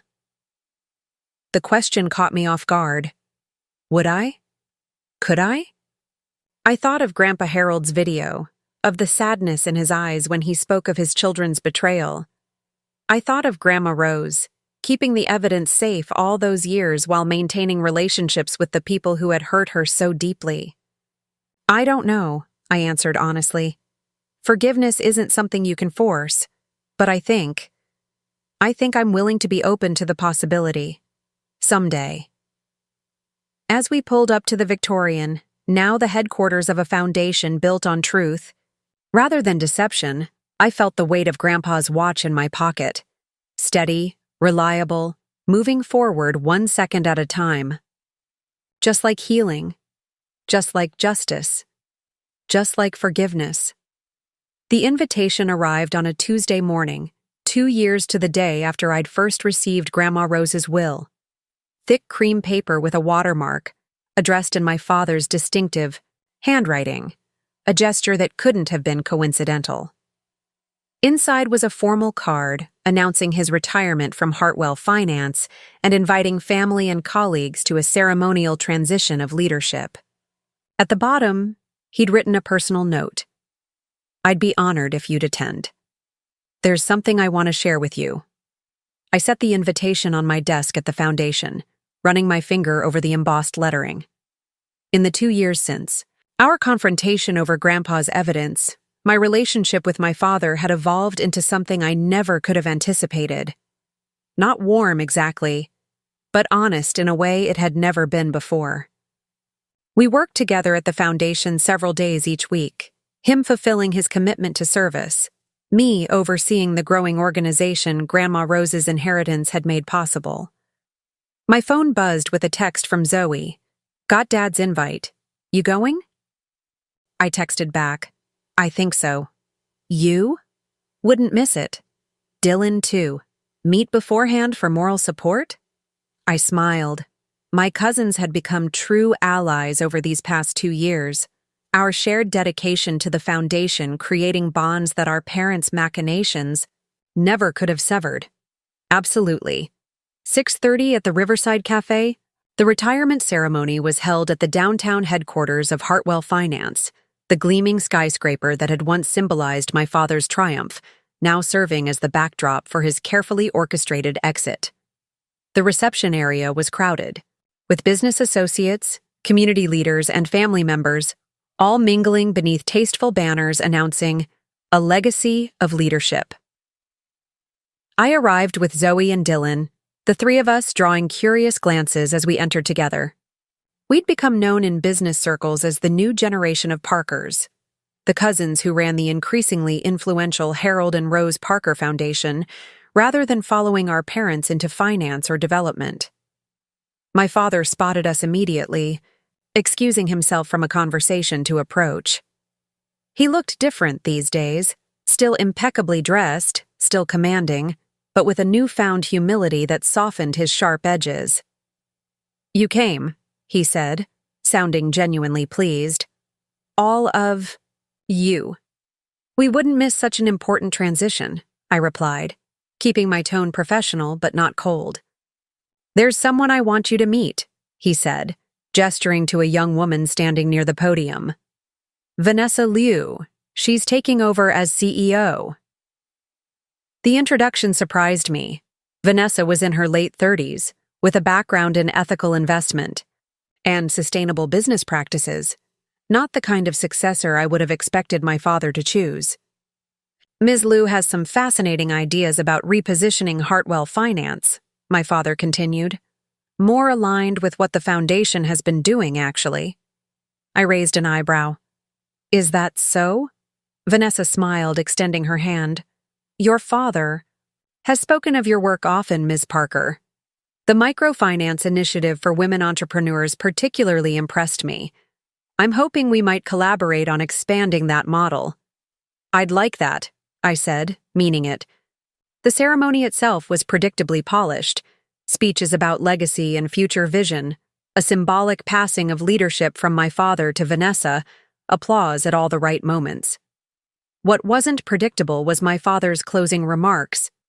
"When I joined Parker Developments 35 years ago," he began, "my father, Harold Parker, told me something I didn't fully understand until recently. He said that a business is not measured by its profits, but by the integrity of its operations and the positive impact it has on people's lives." Murmurs rippled through the audience. This wasn't the Robert Hartwell most of them knew. The cutthroat financier who'd built his empire through aggressive acquisitions and strategic maneuvering. "I didn't listen," he continued. "I chose a different path, one focused on growth and personal gain above all else. It took me 3 decades and the wisdom of my daughter." He paused, looking directly at me, to recognize that my father had been right all along. He gestured toward Vanessa. "That's why I've chosen Ms. Liu as my successor. She understands what I failed to grasp for most of my career, that sustainable success comes from creating value, not just extracting it. Under her leadership, Hartwell Finance will begin a new chapter, one I believe my father would finally be proud of." The room fell silent, then erupted in applause, polite from those confused by this philosophical pivot, enthusiastic from those who had been advocating for such changes. Afterward, as guests dispersed into smaller conversational groups, my father approached me again. "There's something else I'd like to show you," he said. "In my office, if you have a moment." I followed him to the executive suite on the top floor, a space I'd visited only rarely over the years. He led me into his private office, closed the door, and went to a wall safe hidden behind an abstract painting. "When we spoke 2 years ago," he said as he worked the combination, "you asked for the truth. I gave you part of it, but not all." My guard immediately went up. "What do you mean?" He removed a folder from the safe and placed it on his desk. "After your grandfather died, Patricia and I found this in his personal files. We kept it hidden, another deception to add to our growing collection." I opened the folder cautiously. Inside was a business plan, dated, detailed, impeccably researched, for transforming Parker Developments into a corporate foundation focused on community investment and entrepreneurial mentorship. Grandpa Harold had been planning to convert his company into something remarkably similar to what our foundation had become. He was going to announce it at the board meeting the week after he died, my father said quietly. Patricia and I had already begun our plan to take control of the company, never imagining he had ideas of his own for its future. When we found this afterward, "You buried it," I finished, "because it didn't fit with your vision." He nodded, not defending himself. "We told ourselves we were being practical, that Harold's plan was idealistic and unsustainable. But the truth is, we were afraid of taking a risk on something that didn't guarantee the wealth and status we craved. I traced my finger over Grandpa's signature at the bottom of the document, feeling a surge of connection to the man I'd barely known, but whose legacy had shaped my life so profoundly. "Why show me this now?" I asked. "Because you deserve to. Know that what you've built with the foundation isn't just what Rose wanted. It's what Harold envisioned too. You've created what he never got the chance to." My father's voice caught slightly. "And because I wanted you to understand that what I said downstairs wasn't just for show, I meant it." I studied him, searching for signs of the manipulation that had characterized so much of our relationship, but all I saw was weariness, regret, and perhaps a flicker of hope. "Thank you for showing me this," I said finally. "It means a lot to know Grandpa had this vision." He nodded, then hesitated before adding, "There's one more thing. I've established a trust in your name, separate from the foundation, not connected to me or the family. It contains what I believe would have been your rightful share of Parker developments had Patricia and I not interfered with Harold's will. It's yours, no strings attached, to use however you see fit." The gesture stunned me. "Why?" "Because it's yours. Because it always should have been. Because some debts can never be fully repaid, but acknowledging them is a start." I left his office with Grandpa's business plan and the trust documents, emotions swirling. Outside, Zoe and Dylan waited, concern on their faces. "Everything okay?" Zoe asked. "You were gone a while." I handed them the folder. "Apparently, we've been channeling Grandpa Harold's vision more directly than we knew." As they looked through the documents, expressions of wonder and vindication crossing their faces, I felt something shift inside me. Not forgiveness exactly. Not yet. But the loosening of a knot that had been tight for a very long time. The next morning, I sat in Grandma Rose's garden behind the Victorian, now blooming with late spring flowers. The foundation offices wouldn't open for another hour, giving me rare quiet time to reflect on the previous evening's revelations. I held Grandpa's watch in my palm, feeling its steady tick. Beside me on the bench was his business plan, the vision he hadn't lived to implement. And in my other hand, a letter I'd been drafting to my father, not accepting his gesture of restitution, outright, but suggesting we use the trust to create a scholarship fund in Grandpa Harold's name, focused on ethical business leadership. The garden gate creaked open, revealing Keisha with 2 coffee cups in hand.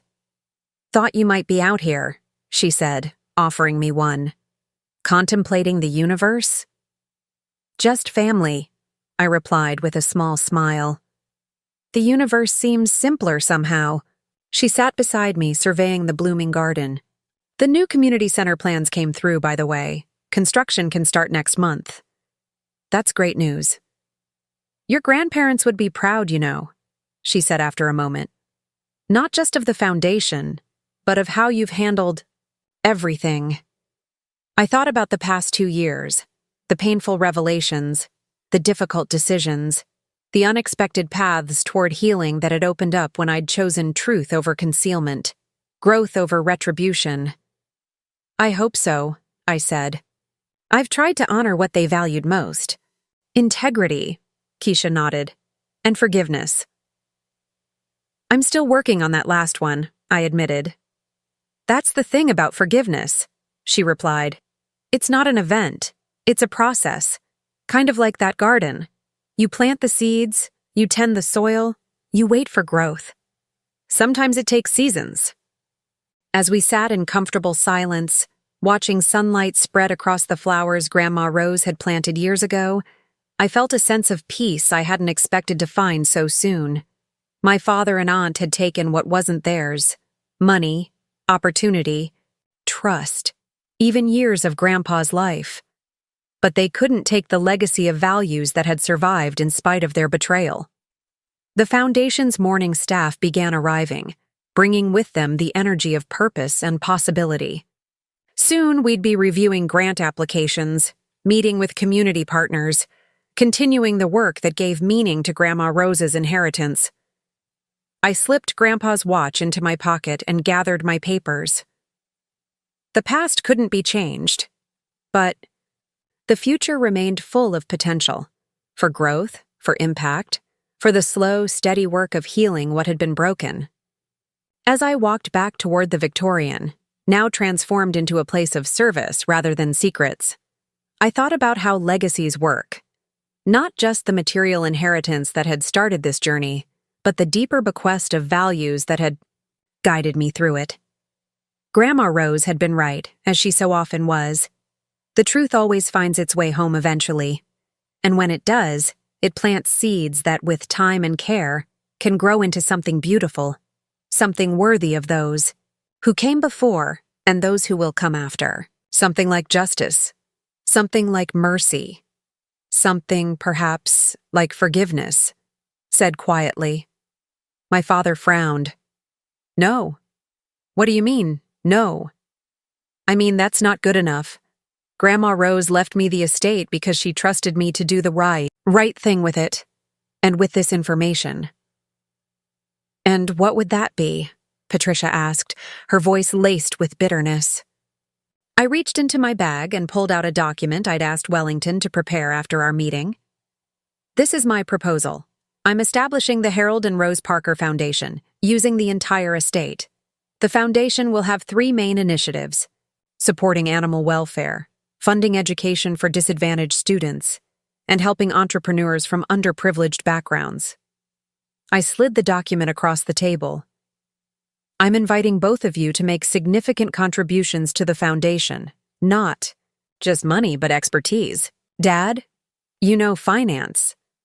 Aunt Patricia, you understand property development.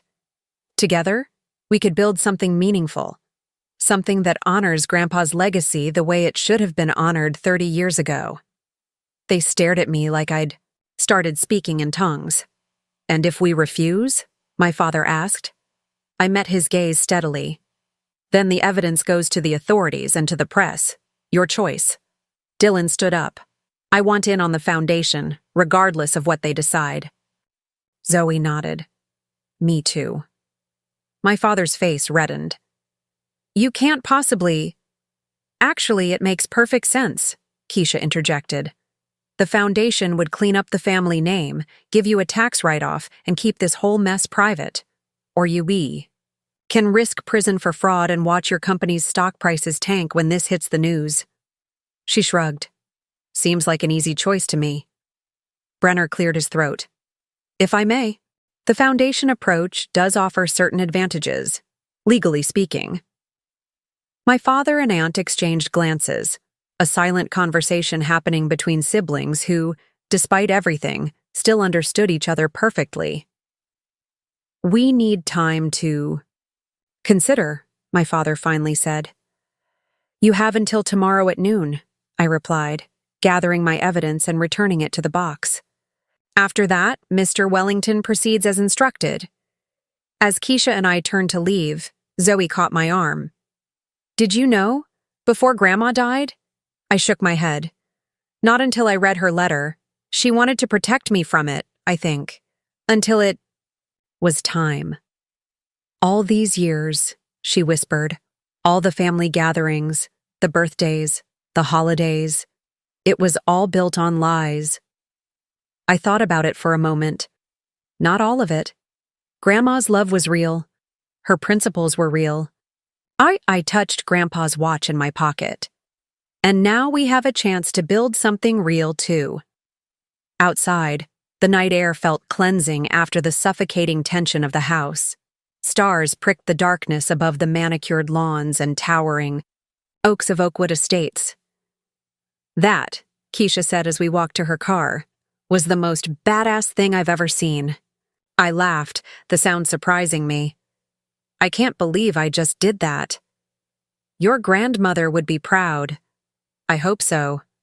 I looked back at the house, where silhouettes moved behind lit windows. My family, grappling with the truth that had finally found its way home. I really hope so. My phone buzzed with a text from Zoe. They're arguing, but Dylan and I are standing firm with you. Foundation idea is perfect. Call me tomorrow? Something tight in my chest loosened. You know what? I think she would be. As we drove away, I felt Grandpa's watch ticking against my heart. Steady, reliable, keeping perfect time. Just like the truth. The Harold Parker Scholarship for Ethical Business Leadership launched on a crisp autumn day, 3 years after Grandma Rose's passing.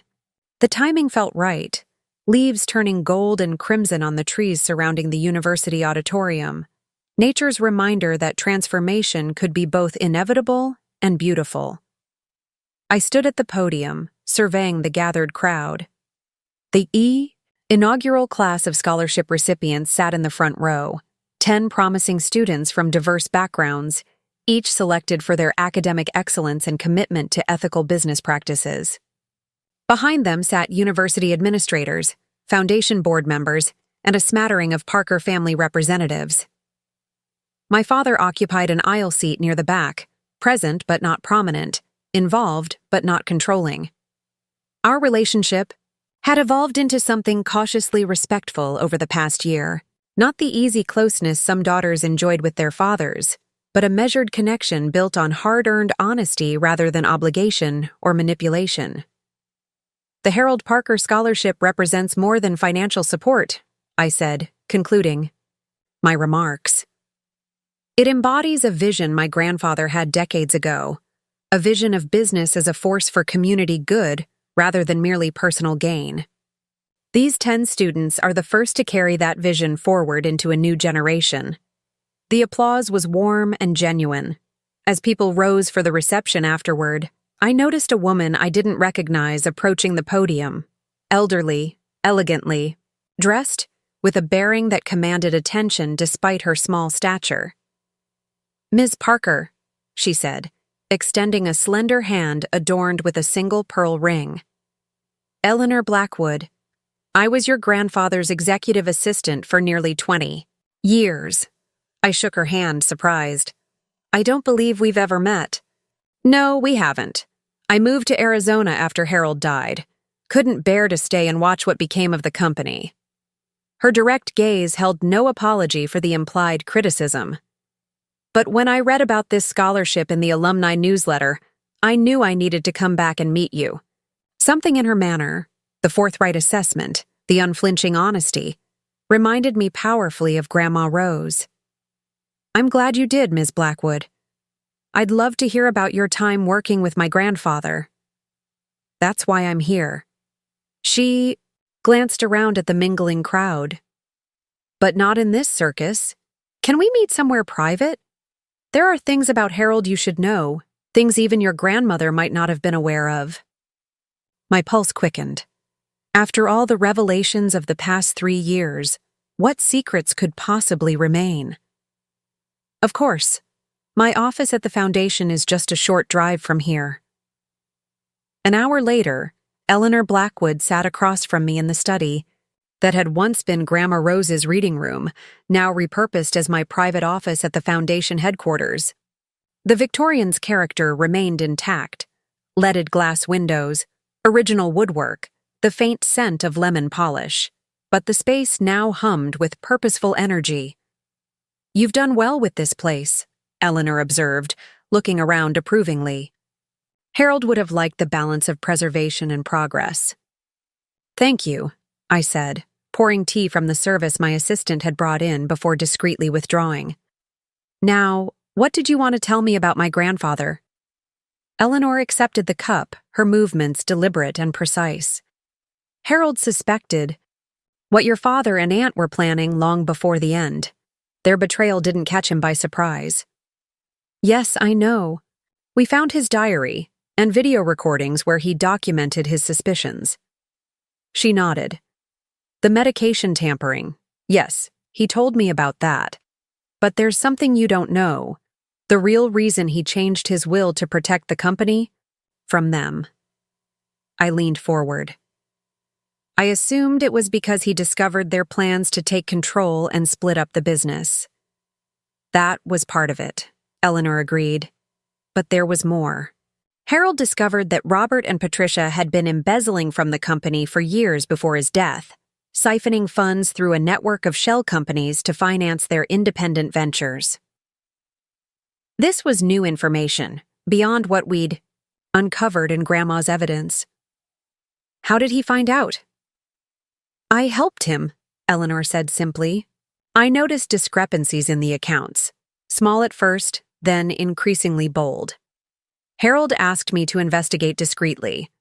Over 18 months, we compiled extensive documentation of their theft. But this wasn't in any of the evidence. Grandma Rose collected, I said, confused. Eleanor's expression softened slightly. Because Harold never showed it to her. He was trying to protect her, and you.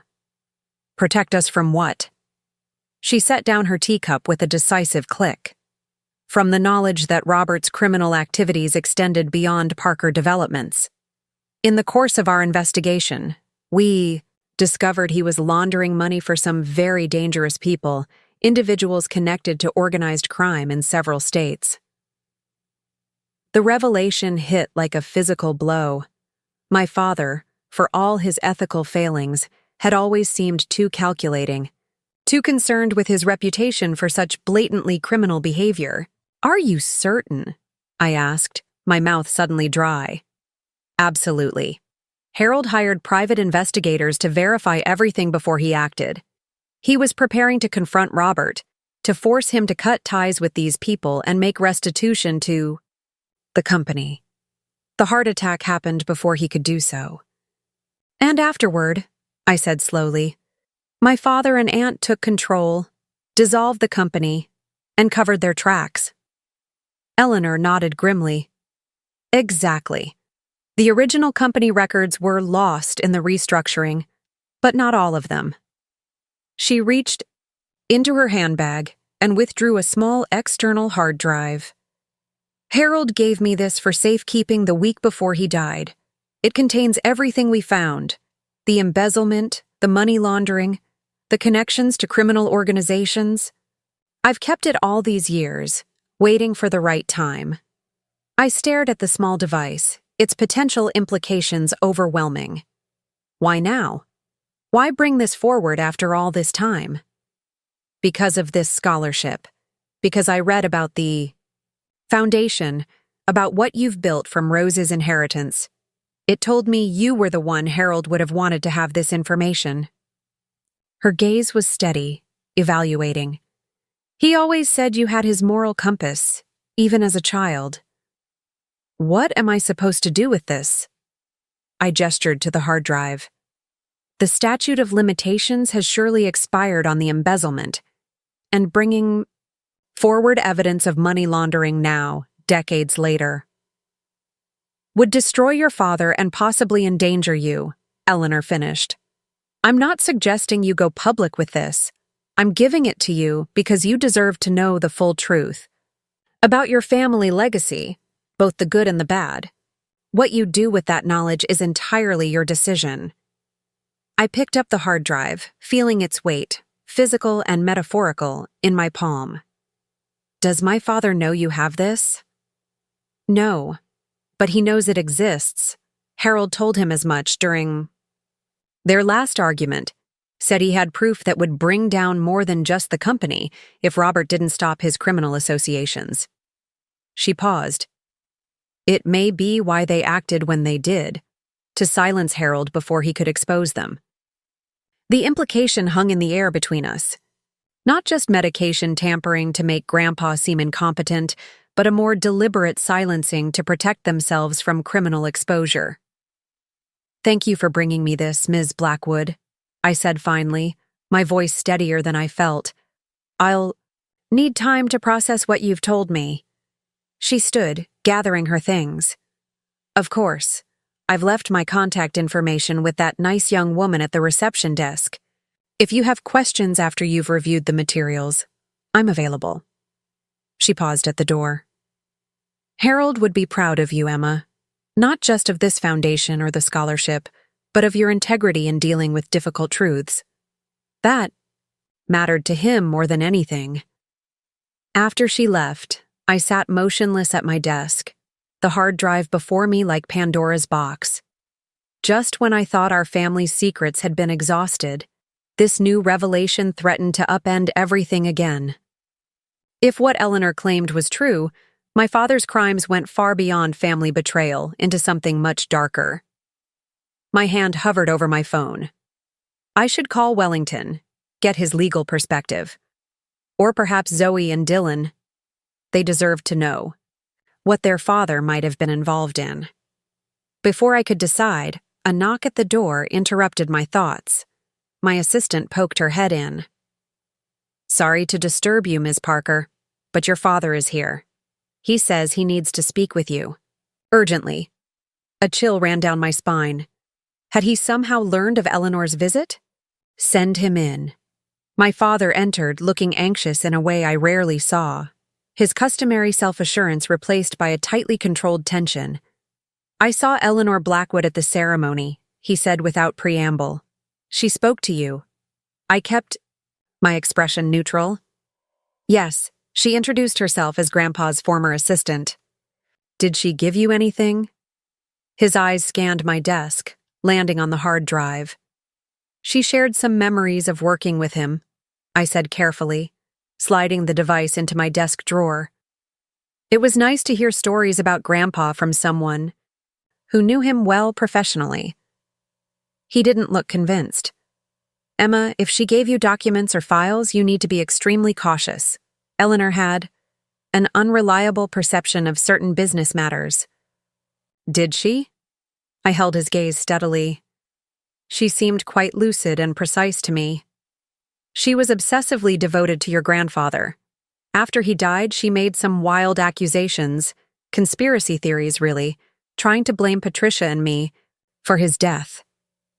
It became so uncomfortable that she was asked to leave the company." "That's not how she described her departure," I noted. My father sighed, running a hand through his silver hair. "Of course not.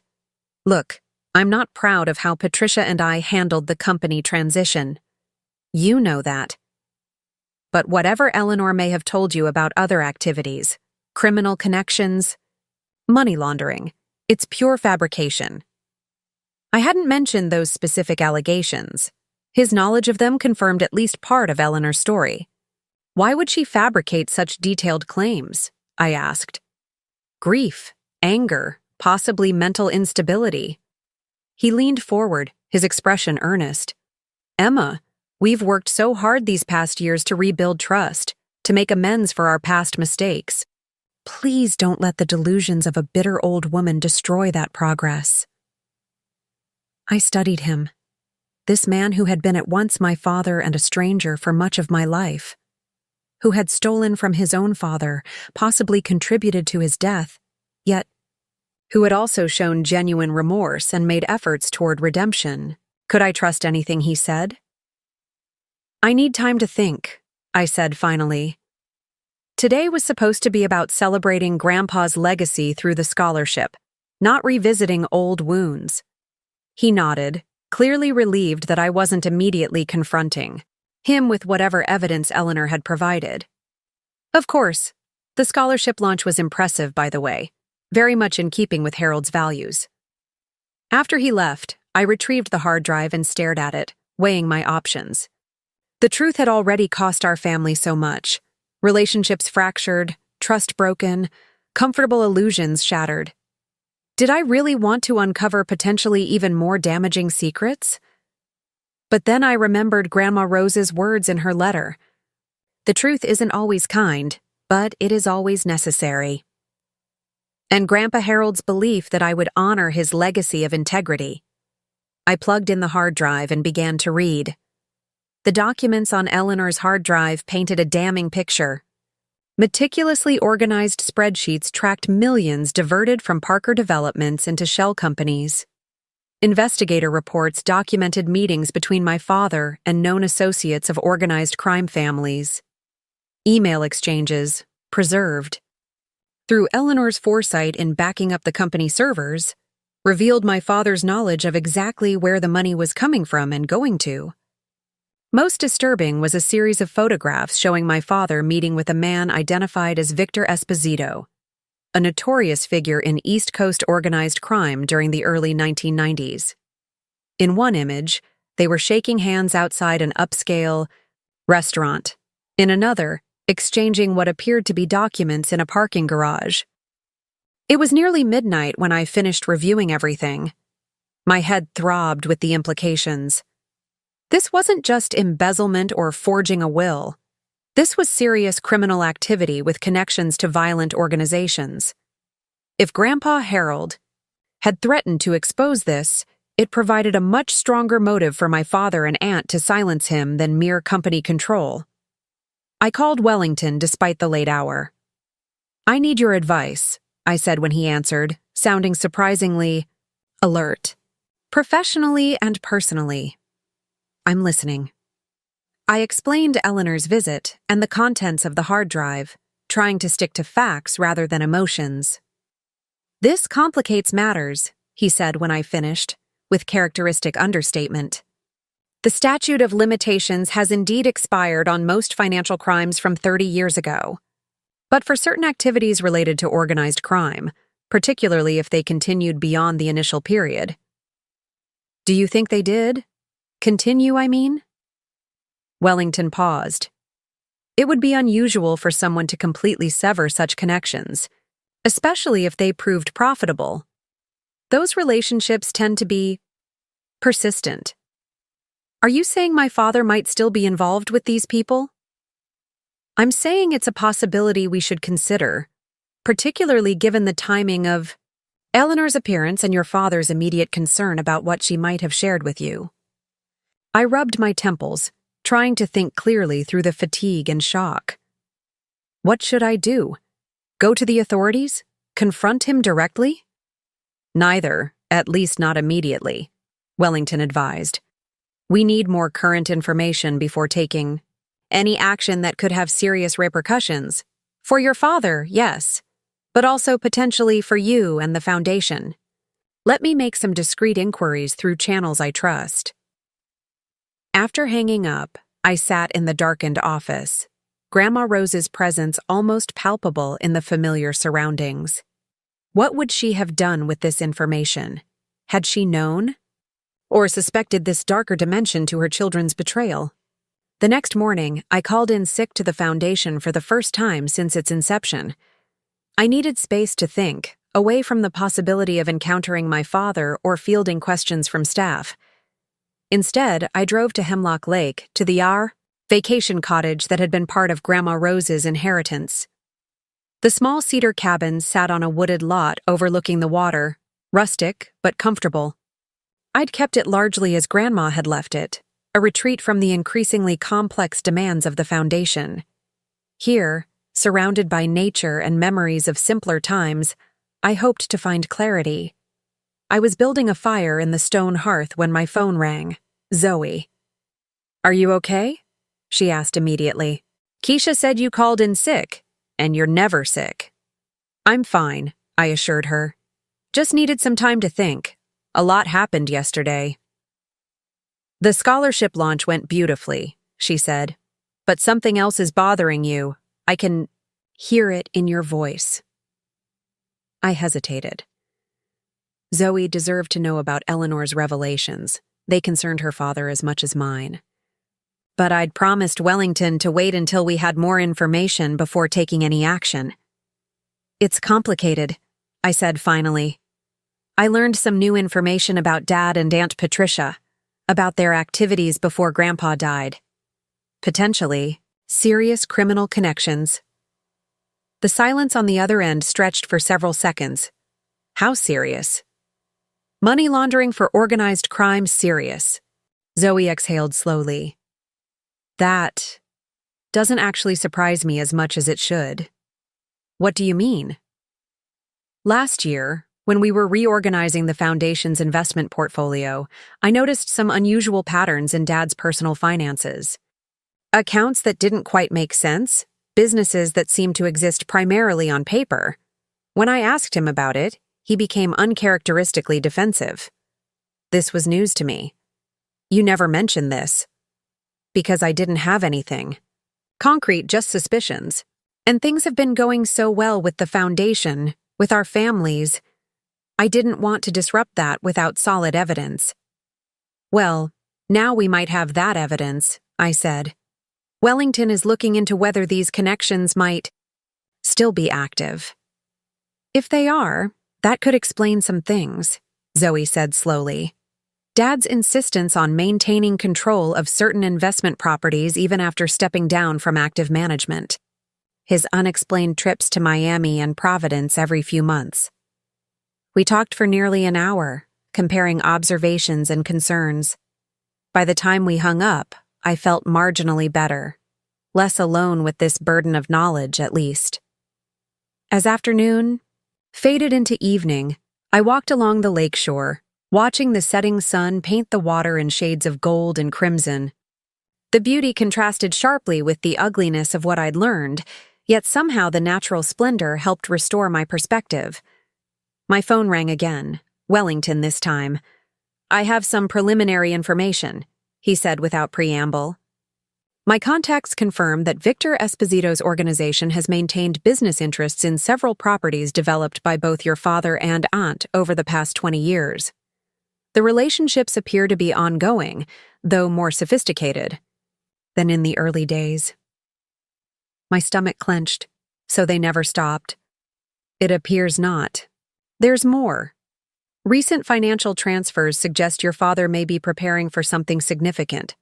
Large sums moving through the same network of shell companies identified in Eleanor's documentation, but with new endpoints. What kind of endpoints?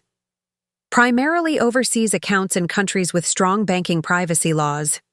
The pattern is consistent with someone preparing to relocate assets beyond the reach of U.S. authorities.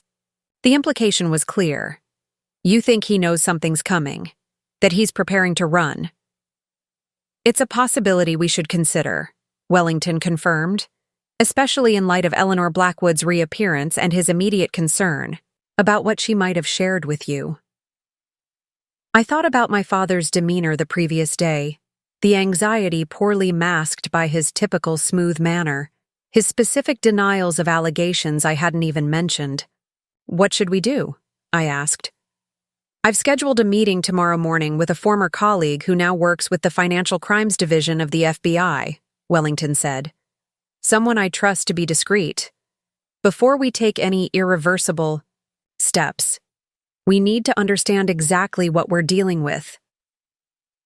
After hanging up, I built the fire higher, trying to ward off the chill that had settled deep in my bones. Outside, darkness had fallen completely. The lake now a vast blackness, stretching beyond the cottage windows. I felt similarly poised at the edge of something immense and unknown, a darkness that might swallow my family completely. My phone buzzed with a text message from an unknown number. We need to talk. Not about yesterday. About what comes next. Dad. I stared at the message, alarm bells ringing in my mind. How had he gotten this number? I'd changed it recently and shared it only with a few trusted people. And what did he mean by, what comes next? Before I could decide whether to respond, headlights swept across the cabin windows. A car was coming up the long gravel drive, unusual for this secluded spot, especially after dark. I moved to the window, peering out cautiously. A familiar BMW pulled up beside my car. My father got out alone and stood for a moment looking up at the cabin. Even from a distance, I could see the tension in his posture, the uncharacteristic hesitation before he started toward the door. I considered not answering, pretending I wasn't there. But the lights were on, smoke rising from the chimney. My presence was obvious. Taking a deep breath, I opened the door before he could knock. "How did you find me?" I asked. "You always loved this place," he said simply, "and I needed to speak with you somewhere private." He glanced past me into the cabin. "May I come in? It's important." Against my better judgment, I stepped aside to let him enter. As he passed, I caught a whiff of his cologne, the same brand he'd worn for as long as I could remember, an expensive scent that had once represented paternal authority in my mind, now tainted by knowledge of its source. "You shouldn't be alone out here," he said, looking around the cabin. "It's too isolated." "I'm fine," I replied. What was so urgent it couldn't wait until I returned to the city? He turned to face me, his expression grave. "Eleanor Blackwood approached the FBI 2 weeks ago with the same information she gave you yesterday.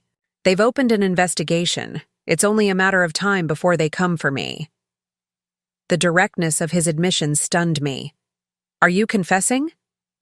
"I'm explaining the situation," he corrected, "and I'm here to ask for your help." "My help?" I repeated incredulously. "With what? Evading justice?" "With protecting the family legacy, the foundation, the scholarship program, everything you've built. When this becomes public, it will touch everyone connected to me, including you and the foundation. We need to prepare." I studied him carefully, trying to read beyond his controlled exterior. "That text you sent mentioned what comes next. Are you planning to run?" A flicker of surprise crossed his features. "No, I'm too old to start over in some country without extradition. I'm going to face this, but on my terms." "What does that mean?" He sank into one of the armchairs by the fire, suddenly looking every one of his 68 years. "It means I'm prepared to take responsibility for my actions, but I want to ensure that the consequences fall on me alone. Not on you, not on the foundation, not on Patricia or the cousins." "That might not be possible," I pointed out. "If you and Aunt Patricia have been laundering money for organized crime for 3 decades, the ripple effects will be extensive." "Patricia wasn't involved in that aspect," he said quickly. "The embezzlement from Parker Developments, yes. The will tampering, yes. But the Esposito connection was mine alone." I wasn't sure I believed him, but his attempt to shield his sister was oddly touching, perhaps the first purely selfless gesture I'd witnessed from him. "Why are you telling me this?" I asked. "Why not just disappear with all those assets you've been moving offshore?" He looked directly at me, his gaze steady. "Because you deserve the truth. Because I've spent the past 3 years watching you build something meaningful from the ashes of my mistakes. Because running would confirm everything you've always believed about me, and I'd like to think I've changed at least a little." The sincerity in his voice caught me off guard. Was this a manipulation, another carefully calculated performance?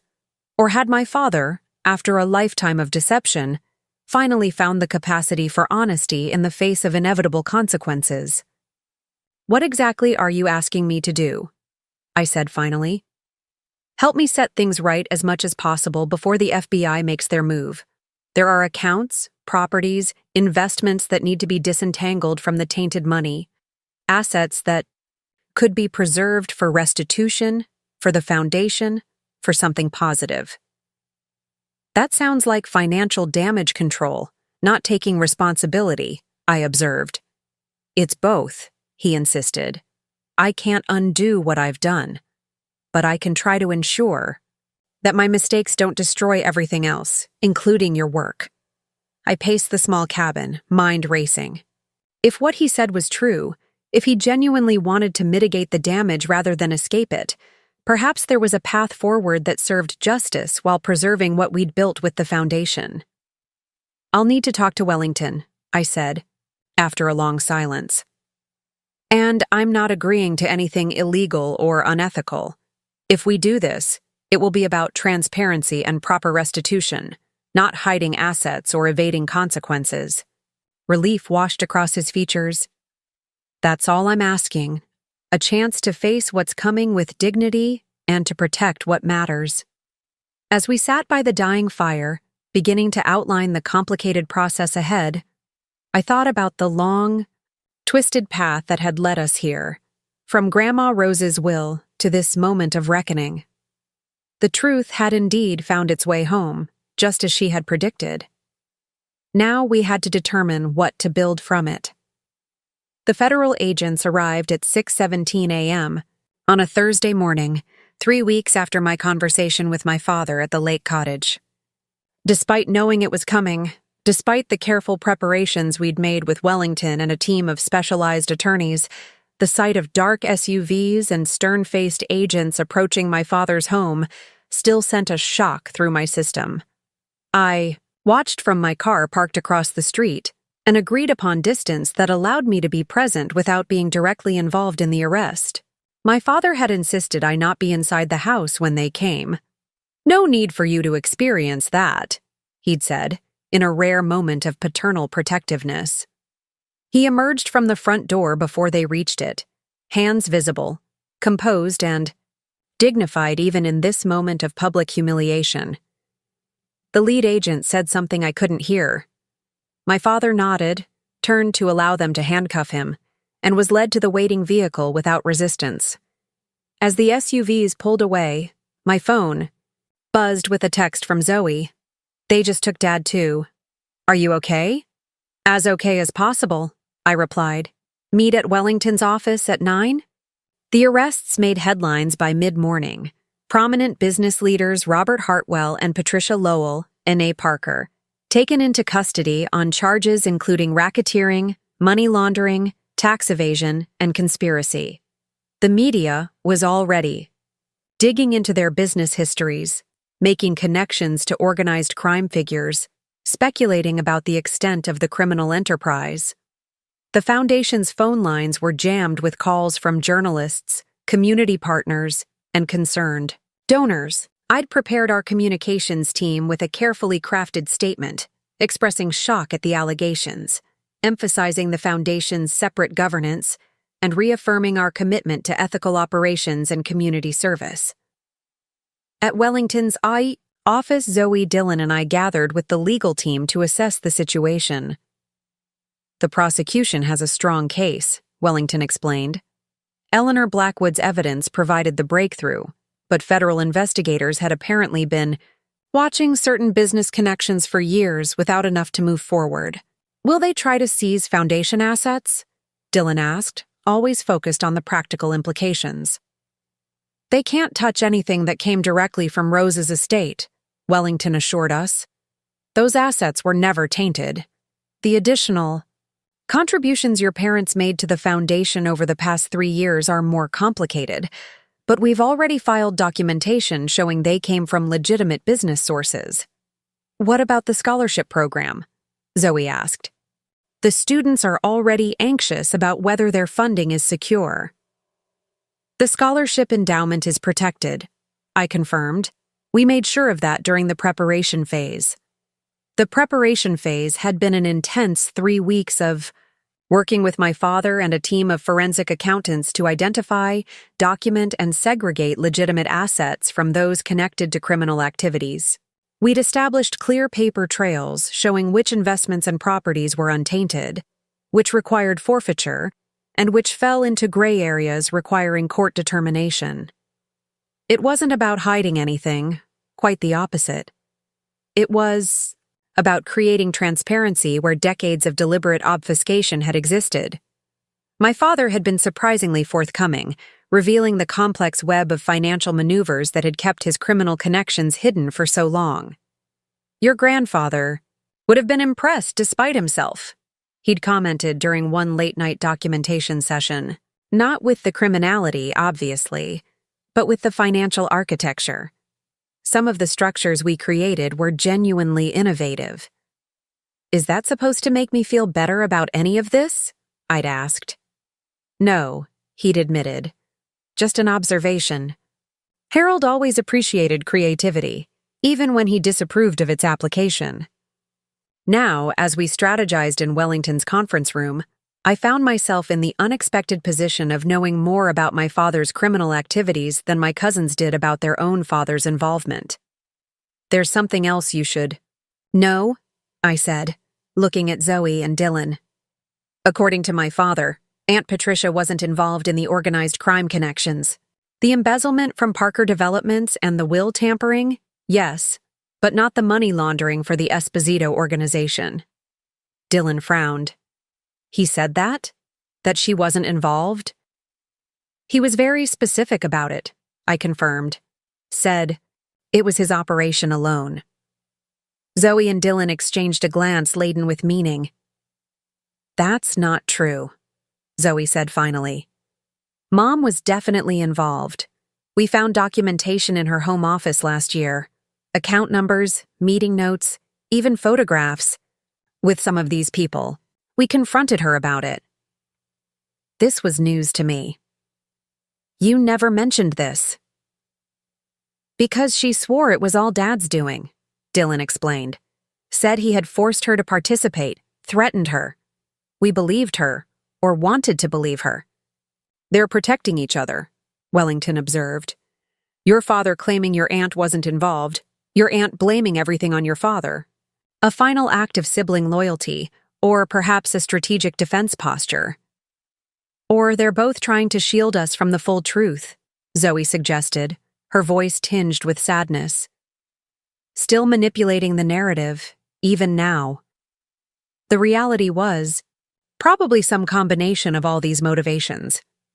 My father and aunt had spent decades constructing elaborate fictions about their business practices, about their parents, about themselves.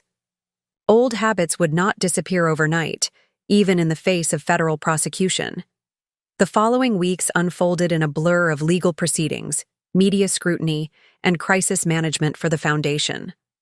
Both my father and aunt remained in custody, denied bail due to flight risk concerns.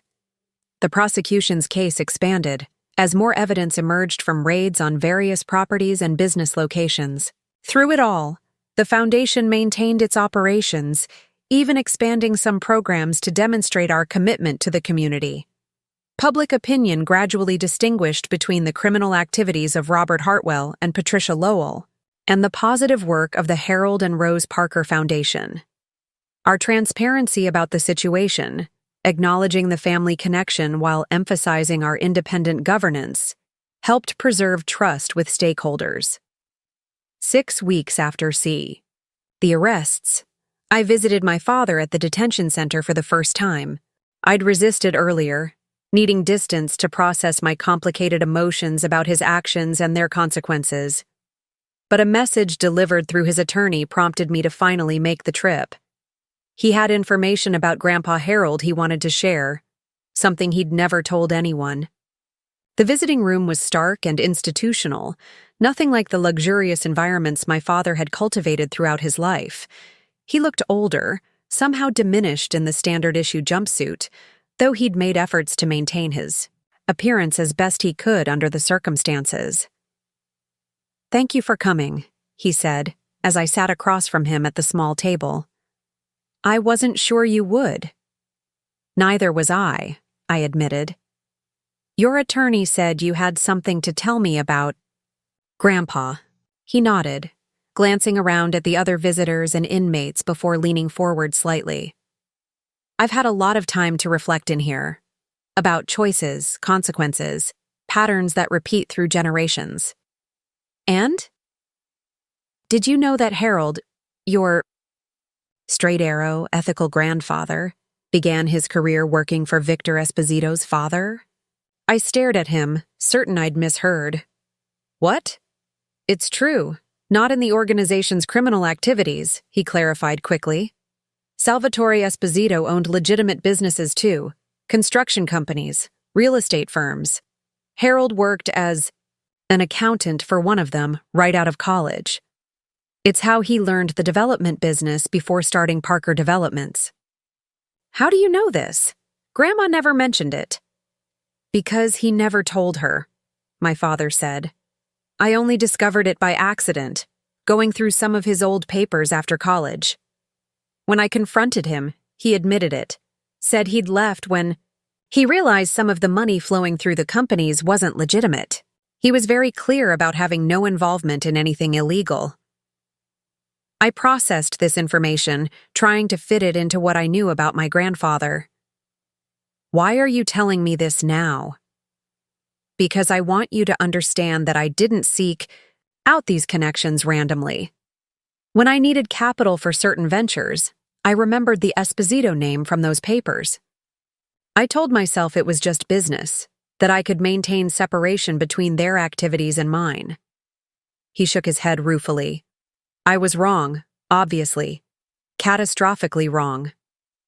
You're not suggesting Grandpa would have approved of what you did, I said, an edge entering my voice. No, quite the opposite. I'm acknowledging that he faced the same temptation and made the right choice. The choice I failed to make. He left when he saw the ethical compromise. I dove in deeper. He met my gaze directly. I've spent decades blaming others for my failures, Harold. For not giving me enough control. Rose for not understanding my ambitions. Even you for not being the daughter I thought I wanted. The truth is, every disaster in my life has been my own creation. The rawness of his self-assessment caught me off guard. In all our difficult conversations over the past 3 years, I'd never heard him take such complete responsibility without qualification or deflection. The prosecutors have offered a plea deal, he continued. 20 years, possibility of parole after 12. At my age, that's essentially a life sentence. Are you going to take it? Yes. He folded his hands. On the table. Patricia's taking a similar deal, slightly less time because I've made it clear to the prosecution that I was the primary connection to the Esposito organization. I thought about what Zoe had told me about finding evidence of their mother's involvement. That's not the whole truth, is it? A ghost of a smile touched his lips. It's truth enough for legal purposes. Patricia made plenty of mistakes, but getting involved with Victor Esposito was my doing. I can give her that much at least. We talked for another 30 minutes about practical matters. What would happen with his remaining legitimate assets? Arrangements for his personal belongings. Details about the ongoing foundation work. As our time drew to a close, he hesitated, then reached across the table, stopping just short of touching my hand. I know this isn't the kind of thing that can be forgiven, he said quietly, but I want you to know that watching what you've built with the foundation, seeing how you've honored Harold and Rose's values, it's helped me understand what I threw away all those years ago. Not just the money or the company, but the chance to be the kind of person they were. The kind of person you are. I didn't know how to respond. This man had caused so much damage to Grandpa Harold, to Grandma Rose, to our entire family. Yet sitting across from him now, seeing genuine regret in his eyes, I felt the first stirrings of something I hadn't expected. Compassion. Not forgiveness. Not yet, perhaps not ever completely. But a recognition of his humanity, his capacity for both terrible mistakes and belated understanding. I should go, I said, gathering my things. The foundation board meets this afternoon. He nodded, accepting the boundary. Thank you for coming. And Emma. He paused, seeming to search for the right words. Thank you for doing better with your inheritance than I did with mine. As I walked out of the detention center, autumn, sunlight warming my face, I thought about the strange symmetry of our family story. Grandpa Harold had walked away from the Esposito connection, choosing integrity over easy profit. My father had done the opposite, embracing that darkness and paying the price. And now here I was, trying to build something worthy from the wreckage of both their choices. The wheel turns, Grandma Rose used to say. Sometimes we repeat our parents' mistakes, sometimes we learn from them. The choice, however, is always our own. 5 years passed. The Harold and Rose Parker Foundation had not just survived the scandal of my father and aunt's arrests, it had thrived, expanding its programs and influence throughout the region. The scholarship now supported 50 students annually. Our microfinance initiative had helped launch over 200 small businesses. The community centers we'd established in underserved neighborhoods offered everything from early childhood education to senior health services. I stood on the podium at Hartford, University's business school, looking out at the assembled students and faculty. Behind me hung a newly unveiled portrait of Grandpa Harold, donated as part of the Business Ethics Center named in his honor. Harold Parker understood that true success isn't measured by profit margins alone, I concluded my remarks. It's measured by the positive impact we create, by the integrity we maintain even when facing difficult choices, and by the legacy we build for those who come after us. This ethics center will ensure that future business leaders carry those values forward. The applause was heartfelt. As I stepped away from the microphone, the dean approached to shake my hand. "Your grandfather would be proud," she said warmly. "And not just of the center, but of how you've transformed his vision into reality through the foundation." "Thank you," I replied, genuinely moved. "That means a great deal." The reception afterward was lively. Students clustering around to ask questions about foundation internships, faculty members discussing potential research collaborations. I moved among them easily, no longer the uncertain inheritor, but a confident leader in my own right. As the crowd thinned, I noticed Zoe and Dylan by the refreshment table, deep in conversation with a distinguished-looking older woman I didn't immediately recognize. When they spotted me, they waved me over with eager expressions. "Emma, you won't believe who we found," Zoe said excitedly. "This is Marion Cooper. She was Grandpa's first employee at Parker Developments." The woman smiled, extending a slender hand.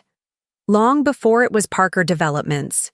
Back then, it was just Harold's big idea and a rented desk in a shared office."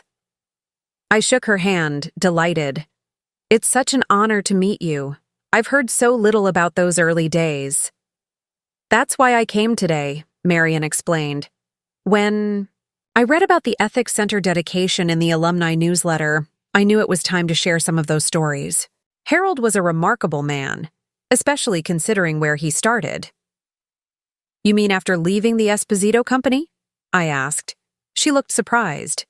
"Is that what you know?" "Oh, my dear, there's so much more to the story. Harold didn't just leave, he helped federal authorities build a case against Salvatore Esposito's financial operations. He testified in court, despite threats to his safety. It's how he met your grandmother, actually. She was a legal secretary for the prosecution." This was entirely new information. My father had shared only the barest outline of Grandpa's connection to the Esposito family. Nothing about cooperation with authorities or testimony. "I had no idea," I admitted. "Harold never wanted it widely known," Marion explained. "He believed in doing the right thing without seeking credit for it. But he was proud of that choice. Said it set the ethical foundation for everything he built afterward." As we spoke, Marion shared story after story about my grandfather. His determination to create a company that valued people over profit, his mentorship of employees, his refusal to cut corners even when it would have been expedient. The portrait that emerged was of a man even more principled than the version I'd pieced together from Grandma Rose's records and others' recollections. "He knew from the beginning that Robert and Patricia didn't share his values," Marion said, more quietly when the conversation turned to family.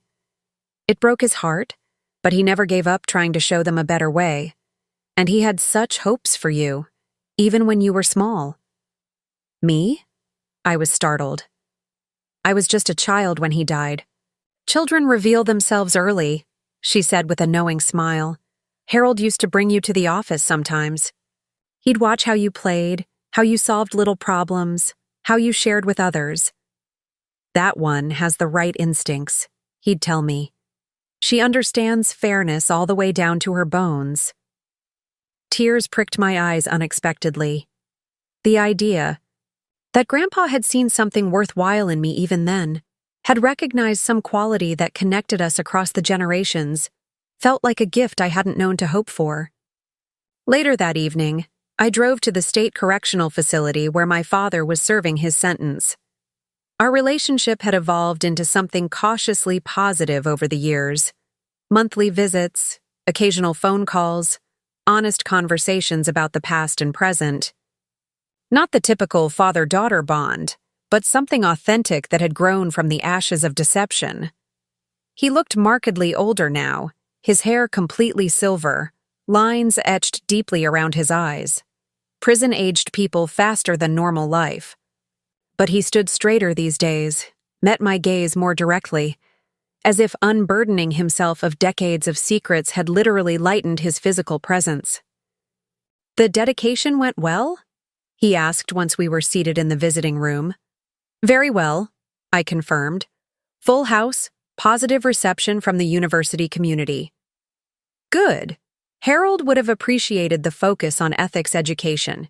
He always said universities taught plenty about how to make money, not enough about how to make ethical decisions. I studied him for a moment, then decided to share what I'd learned.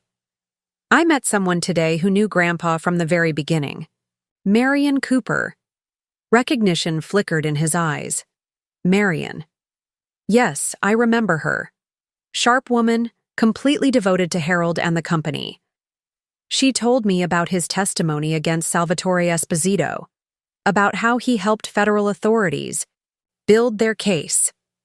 My father's expression shifted subtly. "I see. You knew, didn't you? When you approached the Esposito organization for financing, you knew exactly what Grandpa had done decades earlier." He was quiet for a long moment, then nodded. "Yes, it was part of why Victor Esposito was interested in working with me. A certain poetic justice, he called it. Harold Parker's son coming to them for help. Why didn't you tell me this when you shared the story about Grandpa working for them?" "Because it makes what I did even worse," he said simply. It wasn't just ignoring Harold's ethical example. It was actively betraying his legacy, undoing the brave choice he'd made. He shook his head. "There are some shames that are harder to voice than others." I absorbed this, feeling the pieces of our family history shift and realign in my understanding. "The parole hearing is next month," I said, changing the subject to something more forward-looking. "Wellington thinks the Foundation's support will make a difference." Hope flickered across his features. "That would mean a great deal." "The board is divided," I said honestly. "Some members feel your work with the prison education program shows genuine rehabilitation. Others worry about how your early release might be perceived." "And you?" he asked quietly. "What do you think?" I considered the question carefully. I think people can change. Not easily, not quickly, but genuinely. I've seen it happen with you. I met his gaze directly, and I think Grandma Rose would say that mercy matters alongside justice. Relief softened his expression. "Thank you." We talked a while longer about Foundation business, about Zoe and Dylan's lives, about the community projects closest to my heart. As always, there remained an undercurrent of sadness for what might have been had different choices been made decades ago. But there was something else too. A thread of connection that had survived despite everything, perhaps even strengthened by the hard-won honesty between us. When our time was up, he hesitated before saying goodbye. "I've been thinking about something Harold used to say, that wealth itself isn't good or evil. It's just a tool that reveals the character of whoever wields it." I nodded. "That sounds like him." "I failed that test," my father continued. "Spectacularly. But you haven't. Whatever happens with the parole hearing, I want you to know I see that. And I'm proud of you, Emma. Truly proud." The words caught me off guard, not because he hadn't expressed similar sentiments before, but because for the first time, I found myself actually valuing his approval, not needing it, not seeking it, but appreciating it as one adult might appreciate recognition from another. 3 weeks later, I stood in Grandma Rose's garden behind the Victorian, now a lush oasis in the heart of the Foundation campus. Spring. Blooms spilled from carefully tended beds. Roses, of course, but also tulips, daffodils, and forget-me-nots. The garden had become my thinking place, where I came to make difficult decisions or simply to reconnect with the legacy that had shaped my life so profoundly.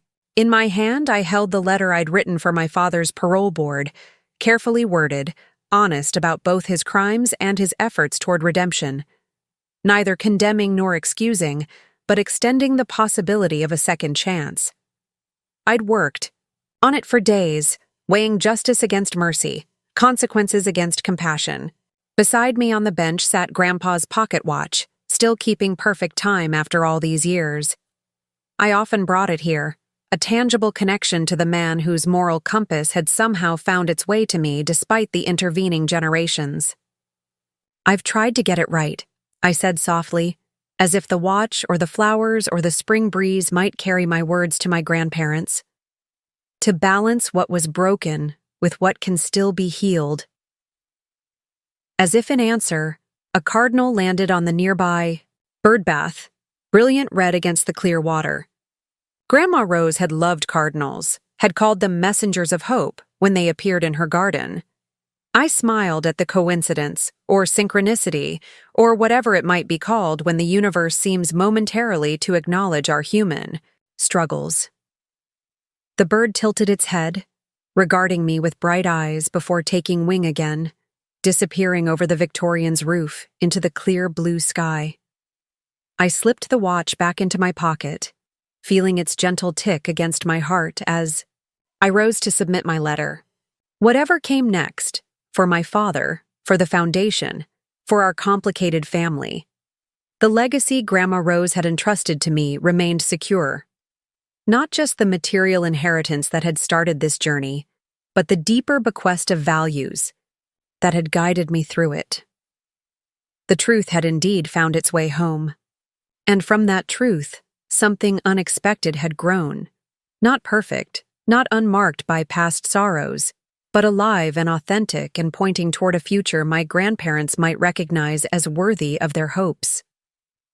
As I walked back toward the foundation, offices, spring sunshine warm on my shoulders, I carried with me all that had been lost and all that had been found. The inheritance, at last, properly claimed.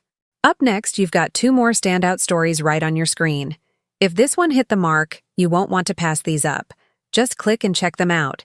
And don't forget to subscribe and turn on the notification bell so you don't miss any upload from us.